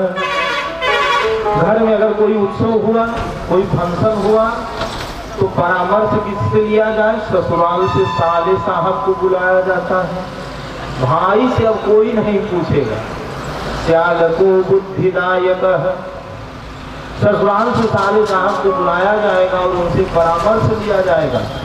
तो सनकादि ऋषियों ने कहा इसमें गड़बड़ी क्या है? नारद जी ने कहा जब साला परामर्श देगा तो अपने बहन और बहनोई के हित को देखते हुए परामर्श देगा, न कि पूरे परिवार के हित को वह देखेगा। और जब दो व्यक्ति विशेष व्यक्तियों का हित देखकर निर्णय करता है तो परिवार में विखंडन होता है। दंपति नाम चकल कनम, साले से राय लेने के बाद भी रोज पति पत्नी में महाभारत हो रहा है। आए दिन डिवोर्स हो रहे हैं, तलाक हो रहा है। और कौन विडंबना है? बेटा बेटियों का क्रय और विक्रय करते हैं गृहस्थ लोग। कोई अगर विवाह करने आएगा तो उसे कहेंगे 20 लाख लेंगे तब विवाह करेंगे। ये नारद जी का वचन है भागवत जी में। ये गृहस्थों की यहाँ परंपरा है। सत्यम नास्ति तपः शौचम दया दानम न विद्यते उदरम भरिणा जीवा वराकाकूट भाषिणः। सत्यम नास्ति, सत्य नहीं है इस कलयुग में। दया दानम न विद्यते, एक व्यक्ति दूसरे के प्रति दया नहीं रखता है, न तो दान है। पूरी दुनिया उदरम भरणो जीवा वराकाकूट भाषिणः, चोरी करके बेईमानी करके भाई का हक, पड़ोसी का हक, बहन का हक, सबका खा करके केवल एक ही कार्य में लगा हुआ है, अपना पेट पालने में और अपने बच्चों के लिए संपत्ति बनाकर रखने में। ये नारद जी का वचन है। नारद जी ने कहा पूरे दुनिया में मैं टहलते हुए सर्वत्र ऐसी स्थिति देखते हुए जब मैं वृंदावन पहुंचा तो वृंदावन में मैंने एक कौतुक दृश्य देखा। दो वृद्ध पुरुष सामने पड़े हुए हैं, बूढ़े, और उनके पास एक युवती प्रौढ़ा तरुणी स्त्री बैठी हुई है 18 वर्ष की, और वह बार बार विलाप करती है। और उस स्त्री के अगल बगल सैकड़ों स्त्रियां हैं, कोई उनको पानी का छींटा लगा रही है, तो कोई आश्वासन देकर चुप करा रही है, कोई पंखा झल रही है। मेरे मन में हुआ कि चल करके पूछूं कि ये कौन है। फिर मैंने सोचा कि यहाँ केवल नारियों का समुदाय है, माताएं ही हैं, और मैं अकेले महात्मा पुरुष बीच में जाना ठीक नहीं रहेगा। मैं लौटकर जब जाने लगा तो वह स्त्री स्वयं खड़ी हो गई जो विलाप कर रही थी, और हाथ जोड़ करके मुझसे कहने लगी, भो भो साधो क्षणं तिष्ठ मच्चिंतामपि नाशय दर्शनं तव लोकस्य सर्वथा घहरं परम। भो भो साधु क्षणं तिष्ठ, हे महात्मन 1 मिनट रुक जाइए, क्योंकि महात्माओं के दर्शन से पाप नष्ट हो जाते हैं। सर्वथा अघहरम परम, अगर किसी महात्मा का दर्शन हो जाए तो पाप नष्ट हो जाते हैं, पुण्य का उदय हो जाता है। लेकिन महात्मा का दर्शन हो, जब उस नारी ने नारद जी को आवाज लगाई तो नारद जी रुक गए, और रुक करके नारद जी ने पूछा, काशित तुम काविमा नार्यः, आप कौन हैं और क्यों निधन कर रही? ये दोनों वृद्ध पुरुष जो आपके सामने पड़े हैं ये कौन है? हाथ जोड़ करके उस नारी ने कहा, भगवान मैं साक्षात भगवान कृष्ण की प्राण वल्लभा भक्ति हूँ, और यह दोनों ज्ञान और वैराग्य मेरे पुत्र हैं। इस कलिकाल की विडंबना ऐसी कि मैं वृंदावन आई तो स्वस्थ हो गई, नव यौवन संपन्न हो गई, लेकिन वृंदावन में भी ज्ञान और वैराग्य को कोई पूछता नहीं, ये दोनों लोग अस्वस्थ हो गए। नारद जी ने वृंदावन का बखान किया, धन्यम वृंदावनम तेन भक्ति नृत्यति यत्र च, धन्य है वृंदावन कि आज कलिकाल में भी वृंदावन में भक्ति नृत्य कर रही है, नव यौवन संपन्न है। और यहाँ पर जितने लोग बैठे हैं, हमें यहाँ आशा है, हम कुछ लोगों को जानते भी हैं जो वृंदावन हो आए हैं। अगर कही जाए सही बात तो महाराज भारतवर्ष के विभिन्न तीर्थों में घूमने के बाद हम मुक्तिनाथ की भी यात्रा किए हैं, नेपाल में काठमांडू भी गए, श्रीलंका की भी यात्रा किए हैं भगवान की कृपा से। परंतु सारे तीर्थों से लौटने के बाद जो आनंद और भक्ति का संचार प्रवाह वृंदावन में दिखता है वो अन्य किसी तीर्थ में नहीं दिखता, कहीं नहीं दिखता है। आज भी कलिकाल में एक एक आश्रम में 10-10 हजार गायें और कम से कम 1-1 500 महात्मा, और वो भी महात्मा केवल नाम के महात्मा नहीं, जिनका एक ही कार्य है मन क्रम वचन से भगवान की भक्ति करना, माला जपना, सीताराम लिखना और सीताराम पढ़ना, राधा कृष्ण कहना, केवल एक ही कार्य है। ऐसे महात्माओं का दर्शन करने से जीवन पवित्र हो जाता है। वृंदावन में दान घाटी में एक बाबा है, अभी भी है। वह बाबा केवल आज 12-13 वर्षों से केवल गाय का 1 गिलास मट्ठा छाछ पी करके 24 घंटा रहते हैं। 24 घंटे में गाय का 1 गिलास छाछ मात्र पीते हैं, और वही मालूम गोवर्धन जी की तलाशी में पड़े रहते हैं, न कोई कुटिया बनाए न कुछ, केवल अहरनिश अपने मुंह से राधा राधा राधा राधा, यही। अगर आप उनसे जाइए कहिए बाबा प्रणाम तो भी राधा कहेंगे, अगर कहिए कि बाबा आप कुछ खाएंगे तो भी राधा शब्द के अतिरिक्त कुछ बोलते ही नहीं है। ऐसे महात्माओं का दर्शन भगवान दुर्लभ है। अगर ऐसे लोगों का दर्शन हो जाए, ऐसे भक्तों का दर्शन हो जाए तो जीवन पवित्र हो जाए, पुण्य का उदय हो जाए। लेकिन वो बाबा जल्दी दर्शन ही नहीं देते। दास को बड़े सौभाग्य से 1 बार मात्र दर्शन मिला था। ये वृंदावन की धरती है, वृंदावन का यह महत्व है। लेकिन नारद जी और भक्ति महारानी का जो संवाद हुआ, तो भक्ति महारानी ने जब यह जान लिया कि यह नारद जी हैं, तो उन्होंने भक्ति महारानी नारद जी की प्रशंसा करना प्रारंभ कर दिया। और देखिए इस संसार में कोई ऐसा व्यक्ति नहीं जिसको प्रशंसा प्रिय न हो। लेकिन एक बात और जान लीजिए, अगर कोई व्यक्ति आपके मुंह पर आपकी प्रशंसा करे आपके सामने, तो आपको तुरंत सतर्क हो जाना चाहिए, क्योंकि उस व्यक्ति से ज्यादा खतरनाक धरती में कोई नहीं होता जो सामने प्रशंसा करता हो। भाई यही बात रावण ने जब अपने सैनिकों से पूछा कि राम जी चढ़ाई कर दिए, क्या बोलो भालू और बंदरों से लड़ाई किया जाएगा? तपस्वी लोग आ गए हैं, सुबेल पर्वत पर डेरा डाल दिए हैं, कैसे युद्ध होगा? तो जितने रावण के सैनिक थे सब लोगों ने कहा कि भालू और बंदरों को तो हम लोग नाश्ता में खा जाएंगे, जैसे लोग पकौड़ी के साथ चटनी खाते हैं उसी प्रकार उनका आहार कर जाएंगे। तब माल्यवान ने कहा कि ये जितने लोग गान बजाने वाले हैं इनके अंदर कोई सामर्थ्य नहीं है। एक छोटा सा बंदर हनुमान के रूप में आया था और पूरे लंका का दहन करके चला गया। तब ये लोग कहाँ थे जो आज कह रहे हैं चटनी की तरह छाट जाएंगे? तब भी तो ये लोग यहाँ थे। तब एक बंदर को नहीं मार पाए, और अब तो इतने बंदर हैं कि पदुम 18 जूथप बंदर, 1-2 बंदर नहीं, जहां तक नेत्रों की ज्योति पहुंच रही वहां तक केवल भालू और बंदर ही दिखाई दे रहे हैं। ये लोग चटनी की तरह खाएंगे, इसलिए इनसे सावधान हो जाइए। और रावण के प्रशंसक ही रावण के पूरे कुल खानदान के विनाश का कारण भी बने। अगर जितने लोग थे वो सब बता देते कि आप राम जी से जीत नहीं पाएंगे, तो कुछ न कुछ तो रावण के अंदर परिवर्तन होता ही होता। लेकिन सब लोग राजा की जय हो, राजा की जय हो, राजा की जय हो। संसार में ऐसे बहुत लोग होते हैं, प्रशंसा करके आपको गर्त में मिला देंगे।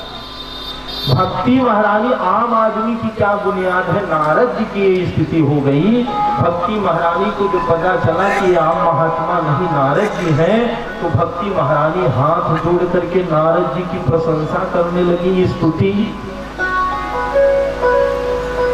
जयति जगति मायां यस्य कायाधवस्ते वचन रचनमेकं केवलं चाकलय्य ध्रुवपदमपि यातो यत्कृपातो ध्रुवोऽयं सकल कुशल पात्रं ब्रह्मपुत्रं नतास्मि। हे नारद जी, आपके उपदेश को ही मान करके ध्रुव जी ने 5 वर्ष की अवस्था में भगवान को प्राप्त कर लिया। आपके ही वचन को मान करके कयाधु नंदन प्रहलाद जी 5 वर्ष की अवस्था में भगवान श्री नरसिंह का दर्शन कर लिया। आपके दर्शन से पाप नष्ट हो जाते हैं। अगर आपका दर्शन हो गया तो आपके अंदर इतना सामर्थ्य है, आप मेरे दोनों बच्चों को स्वस्थ बना सकते हैं। नारद जी प्रशंसा में फंस गए और फंस करके नारद जी ने प्रतिज्ञा कर ली, यदा नाहं हरिर्दासो लोके त्वां न प्रवर्तये। अगर मैं ज्ञान वैराग्य को स्वस्थ न बना दूं और प्रत्येक व्यक्ति के हृदय में भक्ति की स्थापना आपको न बैठा दूं तो मैं भगवान के चरणों का दास नहीं। और जैसे ही नारद जी ने प्रतिज्ञा किया तो भक्ति महारानी नाचने लगी। क्यों? क्योंकि बाबा तो अब फंस गए, क्योंकि इन्होंने प्रतिज्ञा कर लिया है। मेरा सारा चिंता टेंशन अब बाबा के ऊपर है, बाबा की जिम्मेदारी है मेरे दोनों बच्चों को स्वस्थ करें। नारद जी ने कहा अभी 2 मिनट में स्वस्थ कर देता हूँ। कान के पास मुंह लगा करके वेद वेदांत घोषश्च गीता पाठैर्मुहुर्मुहुः, वेद वेदांत का पाठ करने लगे। गीता जी का पाठ बार बार करें, परंतु ज्ञान वैराग्य थोड़ा सा होश में आवे फिर मूर्छित हो जाए। अब नारद जी को चिंता बढ़ गई, चिंता होने लगी कि महाराज जितनी भी औषधि थी, दवाइयाँ थी, सब हमने खिला दिया, परंतु इनका मूर्छा अवस्था भंग नहीं हो रहा, ये स्वस्थ नहीं हो रहे। अब क्या उपाय किया जाए? और नारद जी को जब चिंता हुई, हमको आपको चिंता होती है तो सांसारिक लोग आत्महत्या करते हैं। अगर पति पत्नी में विवाद हुआ या बहू सास में झगड़ा हुआ तो लोग आग लगाने लगते हैं, फांसी लगाने लगेंगे, नदी में कूद जाएंगे। तस्मात् चिंता गरीयसी, चिता से भी ऊंची चिंता होती है, क्योंकि चिता की अग्नि मुर्दे को जलाती है और चिंता की अग्नि जिंदे को जलाती है। चिंता श्रेष्ठ मानी गई है। व्यक्ति के साधारण व्यक्तियों को जब चिंता होती है तो आत्महत्या करते हैं, परंतु महात्माओं को जब चिंता होती है तो वो मरते नहीं हैं, वो आत्महत्या नहीं करते हैं। महात्मा लोग अपने चिंता को चिंतन में बदल देते हैं और भगवान का चिंतन करने लगते हैं। नारद जी को चिंता हुई, भक्ति के उद्धार के लिए, ज्ञान वैराग्य को स्वस्थ बनाने के लिए नारद जी को चिंता हुई तो आकाशवाणी होने लगी, सत्कर्म करिए। केवल इतना ही आकाशवाणी हुई कि सत्कर्म करिए। अब नारद जी और परेशान, सत्कर्म करें तो कौन सा सत्कर्म करें? किस सत्कर्म को करने से ज्ञान वैराग्य स्वस्थ होंगे? क्योंकि सत्यनारायण कथा सुनना भी सत्कर्म है, तीर्थ जाना भी सत्कर्म है, गौ पालन करना भी सत्कर्म है, कन्यादान करना भी सत्कर्म है। कौन सा सत्कर्म करें? इसी चिंता में नारद जी पूरी दुनिया में भटकते हुए बद्रीनाथ धाम में सनकादियों से मिले। और सनकादियों से जब मुलाकात हुई तो चिंता जब सनकादि पूछने लगे तो नारद जी ये सब पूरी बात सनकादियों से बता रहे हैं। नारद जी ने सनकादियों के पैर को पकड़ लिया, चरणों को, सरकार अब आप ही मेरा टेंशन और मेरा चिंता दूर कर सकते हैं। सनकादियों ने कहा तो कोई चिंता का विषय ही नहीं है। आपने वेद वेदांत का, गीता का पाठ किया, एक बार ज्ञान वैराग्य को श्रीमद् भागवत महापुराण की कथा सुना दी जाए, स्वस्थ हो जाएंगे। नारद जी ने अपना सर पकड़ लिया, महाराज अगर कोई दिल्ली एम्स से लौट करके आवे, डॉक्टर लोग अगर उसको जवाब दे दें कि तुम ठीक नहीं होगे और यहाँ मुंशीगंज में आने के बाद कोई आम डॉक्टर कहे कि मैं तुम्हें एक इंजेक्शन सुई में ठीक कर दूंगा, तो यह आश्चर्य वाली बात है कि नहीं है?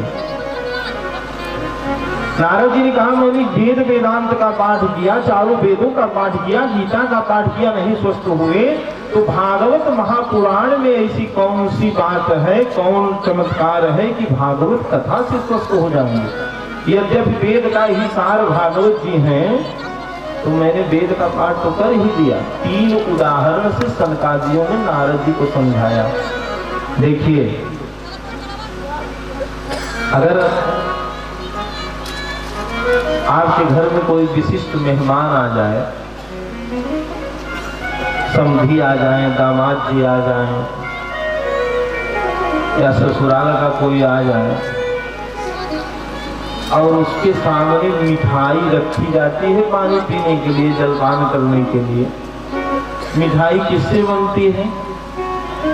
सारी मिठाइयाँ बिना चीनी के नहीं बनती हैं, चीनी तो उसमें पड़ेगी ही पड़ेगी। और चीनी किससे बनती है? गुड़ से। और गुड़ किससे बनता है? गन्ने के रस से बनता है। अगर कोई मेहमान आ जाए, तत्वतः तीनों एक हैं। गन्ने के रस से ही गुड़ बना है, गुड़ से ही चीनी बनी है, चीनी से मिठाई बनी है। लेकिन मिठाई खाकर लोग जलपान कर लेते हैं, पानी पी लेते हैं। अगर मिठाई न दे करके उसके सामने 2 गन्ना तोड़कर रख दिया जाए और कह दिया जाए गन्ने से ही मिठाई बनती है, इसी को चबा करके तुम पानी पी लो, तो उसको कितना खराब लगेगा? तत्वतः ये कही है कि नहीं है? लेकिन कार्य सबका अलग है। गन्ने का कार्य जो है गन्ना कर सकता है, मिठाई का जो कार्य है प्यास, अगर पानी पीना है तो मिठाई ही खा करके पानी पी जा सकती, गुड़ ही खा करके पानी पिया जा सकता है, परंतु गन्ने को नहीं खाया जा सकता। मान लीजिए कि दोपहर में कहीं से आप काम करके आ रहे हैं, अपनी श्रीमती जी से, धर्म पत्नी से कह दें कि 1 गिलास पानी ले आओ, और फ्रिज से बर्फ का एक टुकड़ा ले आकर के दे दे और कह दे कि लो चूस लो, इसी को प्यास बुझ जाएगी। पानी से ही बर्फ बनता है, लेकिन बर्फ का कार्य अलग है और पानी का कार्य अलग है। प्यास को बुझाना है तो पानी ही पीना पड़ेगा, बर्फ से नहीं। घर में पूरी बनती है, फलाहार बनते हैं, पूरी बनाते समय घी खत्म हो जाए और कोई तर्क दे कि घी तो खत्म हो गया, तुम दूध में पूरी बना लो, क्योंकि दूध से ही तो घी निकलता है। दूध को पकाकर जमाया जाता है, फिर उसको बिलोया जाता है, फिर मक्खन निकलता है, मक्खन को पकाकर घी निकलता है, घी में पूरी बनती है। और घी अगर खत्म हो जाए, कोई कह दे कि दूध में पूरी बना लो, तो संभव है? यद्यपि दूध का ही सार घृत है, परंतु घृत का कार्य अलग है और दूध का कार्य अलग है, मक्खन का कार्य अलग है, दही का कार्य अलग है, छाछ का कार्य, सारे वस्तुओं का कार्य अलग अलग है। उसी प्रकार वेद का ही निचोड़, समस्त शास्त्रों का निचोड़, 17 पुराणों का निचोड़ भागवत जी है। लेकिन भागवत सुनने का पुण्य दूसरा है, वेद को सुनने का पुण्य दूसरा है, गीता को सुनने का पुण्य दूसरा है। कौन सा रोग हुआ है उस हिसाब से दवाई लेनी पड़ेगी, औषधि उस हिसाब से लेनी पड़ेगी। अगर ज्ञान वैराग्य को स्वस्थ करना है तो भागवत जी की कथा सुनाई जाए। नारद जी ने चरण पकड़ लिया, महाराज अब आपसे बढ़िया श्रोता कौन मिलेगा, वक्ता कौन मिलेगा, इसलिए आप ही भागवत की कथा सुनाएं। तो भागवत कथा प्रारंभ करने के लिए स्थल का विचार किया जाता है, किस जगह कथा हो। नारद जी ने कहा सबसे बढ़िया स्थल है हरिद्वार, गंगा द्वार समीपे तत्मानंद नामकम। गंगा जी के तट पर आनंद नाम का एक वन है, उसी वन में यह कथा हो। क्योंकि बड़े बड़े योगी महात्मा लोग पहले जंगल में रहते थे, भवन में नहीं रहते थे, जंगल में रहते थे बद्रीनाथ धाम में। तो महात्मा लोग अगर उतरेंगे तो ज्यादा नीचे नहीं उतरेंगे, बीच में आएंगे।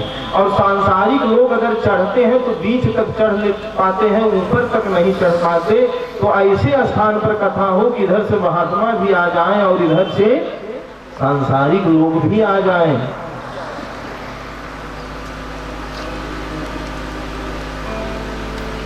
दोनों लोग उपस्थित हो जाएं, क्योंकि महाराज ज्ञान होने के बाद भी, भक्ति होने के बाद भी, ऐश्वर्य होने के बाद भी महात्मा लोग समाधि का परित्याग, अगर किसी ने व्रत कर ले लिया है कि मैं समाधि में रत रहूंगा, और वो सुनते हैं कि भगवान की चर्चा हो रही है, तो जीवन मुक्त ब्रह्म पर चरित सुनहि तज ध्यान, उस ध्यान को, उस नियम को छोड़ करके महात्मा लोग भगवान की कथा सुनते हैं, इसलिए वो भी आएंगे।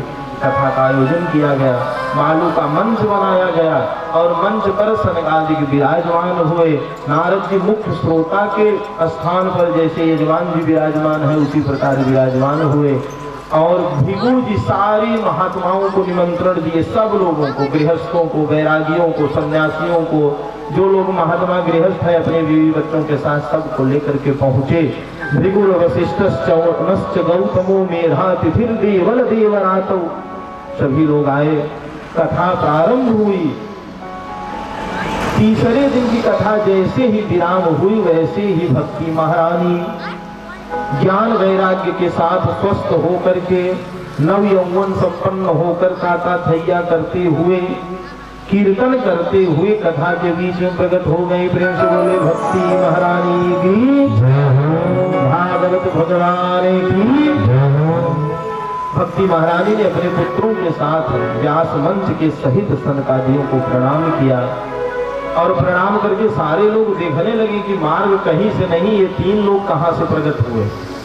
सारे श्रोता चकित रह गए, एक माता जी दो पुरुष से कहां से प्रकट हुए।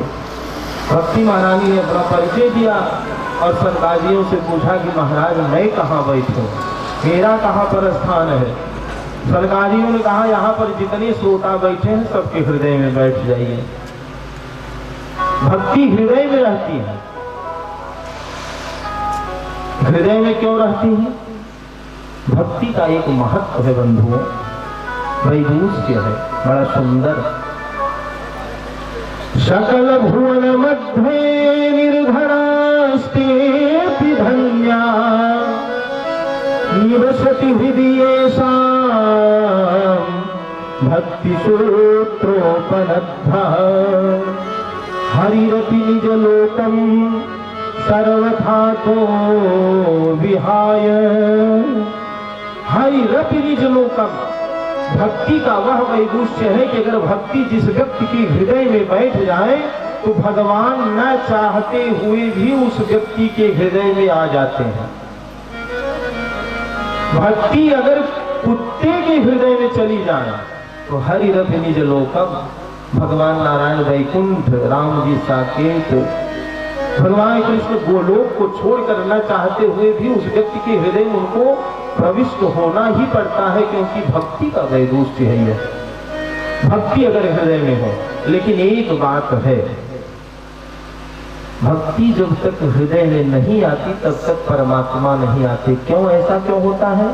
क्योंकि भक्ति महारानी हृदय रूपी कक्ष में आकर के उसमें झाड़ू बुहारू लगा करके पवित्र करती है, और जब परमात्मा देखते हैं कि यह हृदय रूपी कक्ष, इस व्यक्ति का हृदय पवित्र हो गया है, तब उतर करके आते हैं हृदय में।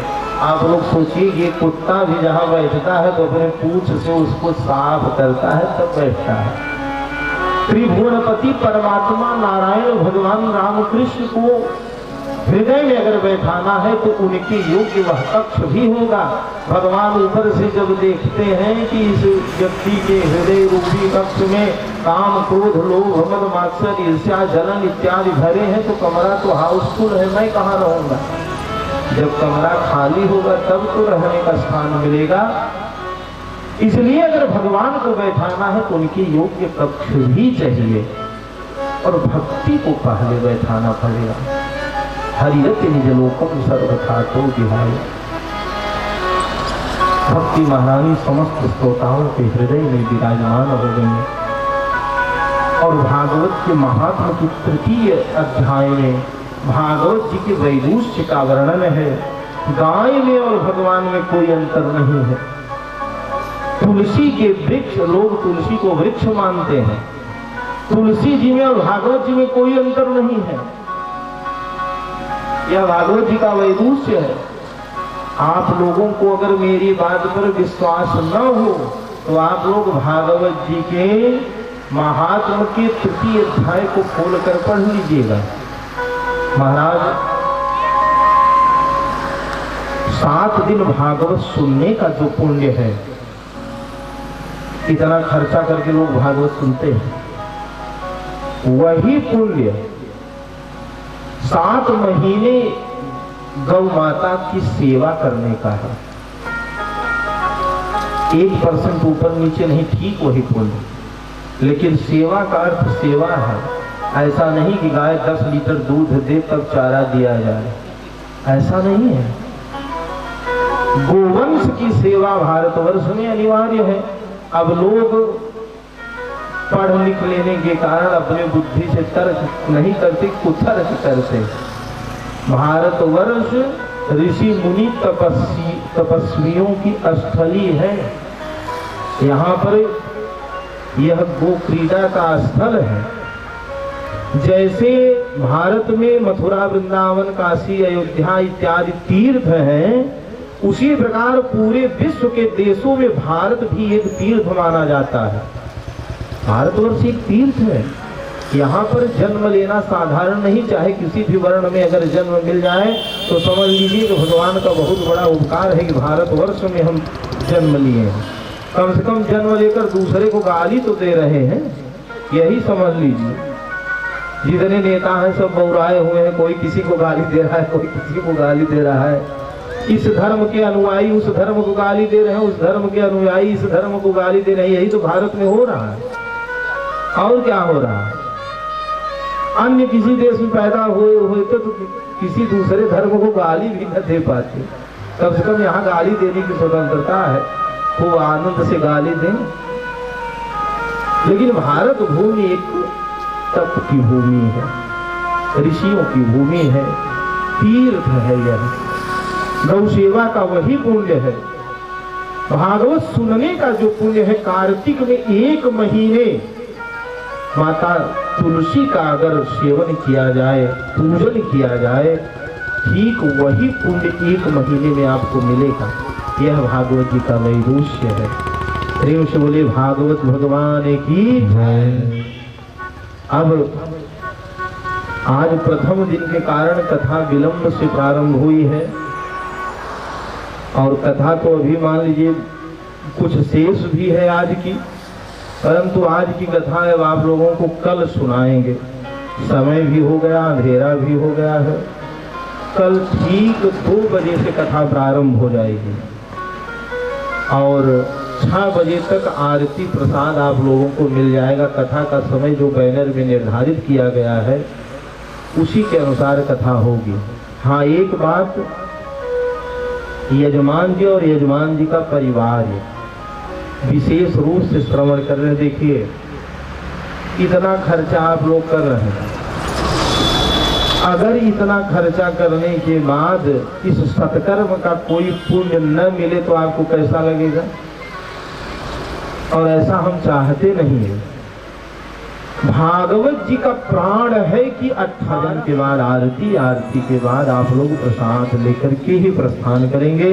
प्रेम से बोलिए राधा गोविंद भगवान की जय, श्री भागवत भगवान की जय। चली जा रही है उम्र धीरे धीरे, चली जा रही है उम्र धीरे धीरे, चली जा रही है उम्र धीरे धीरे, चली जा रही है उम्र धीरे धीरे। सुबह शाम दोनों पहर धीरे धीरे, सुबह शाम दोनों पहर धीरे धीरे, चली जा रही है उम्र धीरे धीरे, चली जा रही है उम्र धीरे धीरे। लड़कपन भी बीता, जवानी भी बीती, लड़कपन भी बीता जवानी भी बीती, लड़कपन भी बीता जवानी भी बीती, लड़कपन भी बीता जवानी भी बीती, बुढ़ापे का होता असर धीरे धीरे, बुढ़ापे का होता असर धीरे धीरे, बढ़ती जा रही है उम्र धीरे धीरे, मेरे हाथ सामने बढ़े तुम्हारी कमर धीरे धीरे, झुकेगी तुम्हारी कमर धीरे धीरे, है उमर धीरे धीरे,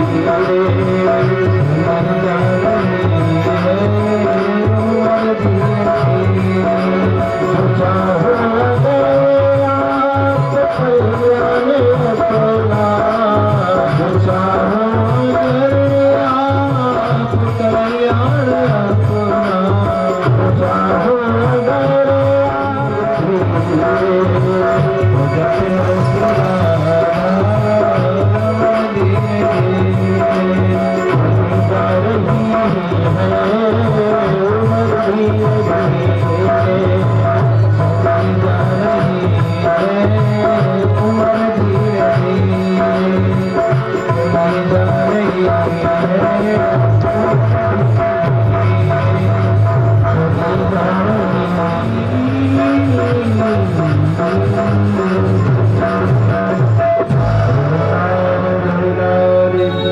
भगवान की जय हो, श्री अयोध्यानाथ भगवान की जय हो, श्री भागवत भगवान की जय हो, श्री भवानी शंकर भगवान की जय हो, श्री गंगा मैया की जय हो, श्री गौ माता की जय हो, भास्कर रामानु स्वामी जी महाराज की जय हो, सत्य सनातन वैदिक धर्म की जय हो, जय जय श्री राधे श्याम। सभी भक्तगण आरती गाओ प्यारे समय को मना, आरती गाओ प्यारे तुम्हें को मना, के बिहारी तेरा आरती के बिहारी तेरी आरती मोरे मुकुटे तेरे सीत पे तो है, रावण की पे बन रावण की पे बिहारी तेरी आरती बिहारी तेरी आरती चरणों से निकली गंगा प्यारी, चरणों से निकली गंगा प्यारी, चरणों से निकली गंगा प्यारी, चरणों से निकली है गंगा प्यारी, जिसने सारी दुनिया तारी, जिसने सारी दुनिया तारी, जिसने सारी दुनिया तारी, जिसने सारी दुनिया तारी, उन्हें चरणों में मुक्ति लगाए, चरणों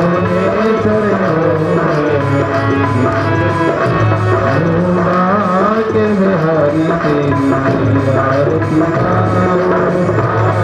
बिहारी तेरी आरती, श्री हरिदास के प्यारे तुम हो, श्री हरिदास जीवन धन हो, मेरे मोहन जीवन धन, बिहारी तेरी आरती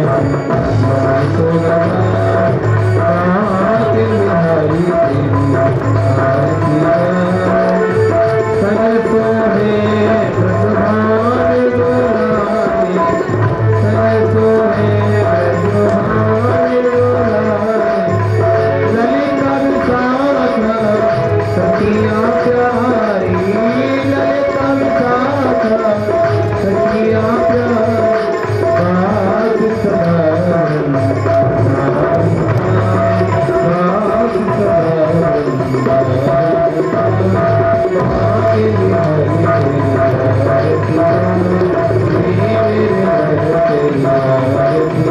आरती गाऊं प्यारे तुमको बनाऊं, आरती गाऊं प्यारे आरती गाऊं प्यारे तुमको बनाऊं, आरती गाऊं प्यारे तुमको मांगे बिहारी तेरी आरती मांगे बिहारी तेरी आरती मेरे तेरी आरती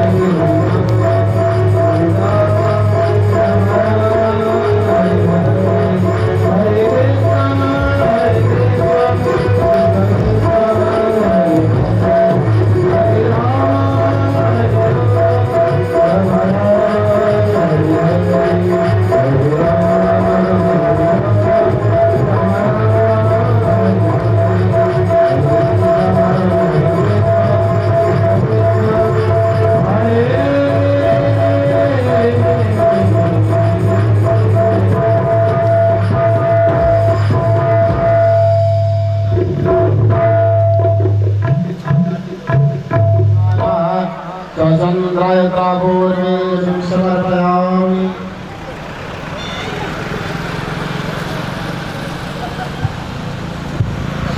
अपने अपने स्थान पर बैठ जाइए। आप सब लोगों के पास आरती और प्रसाद सब लोगों के पास आएगा। आरती प्रसाद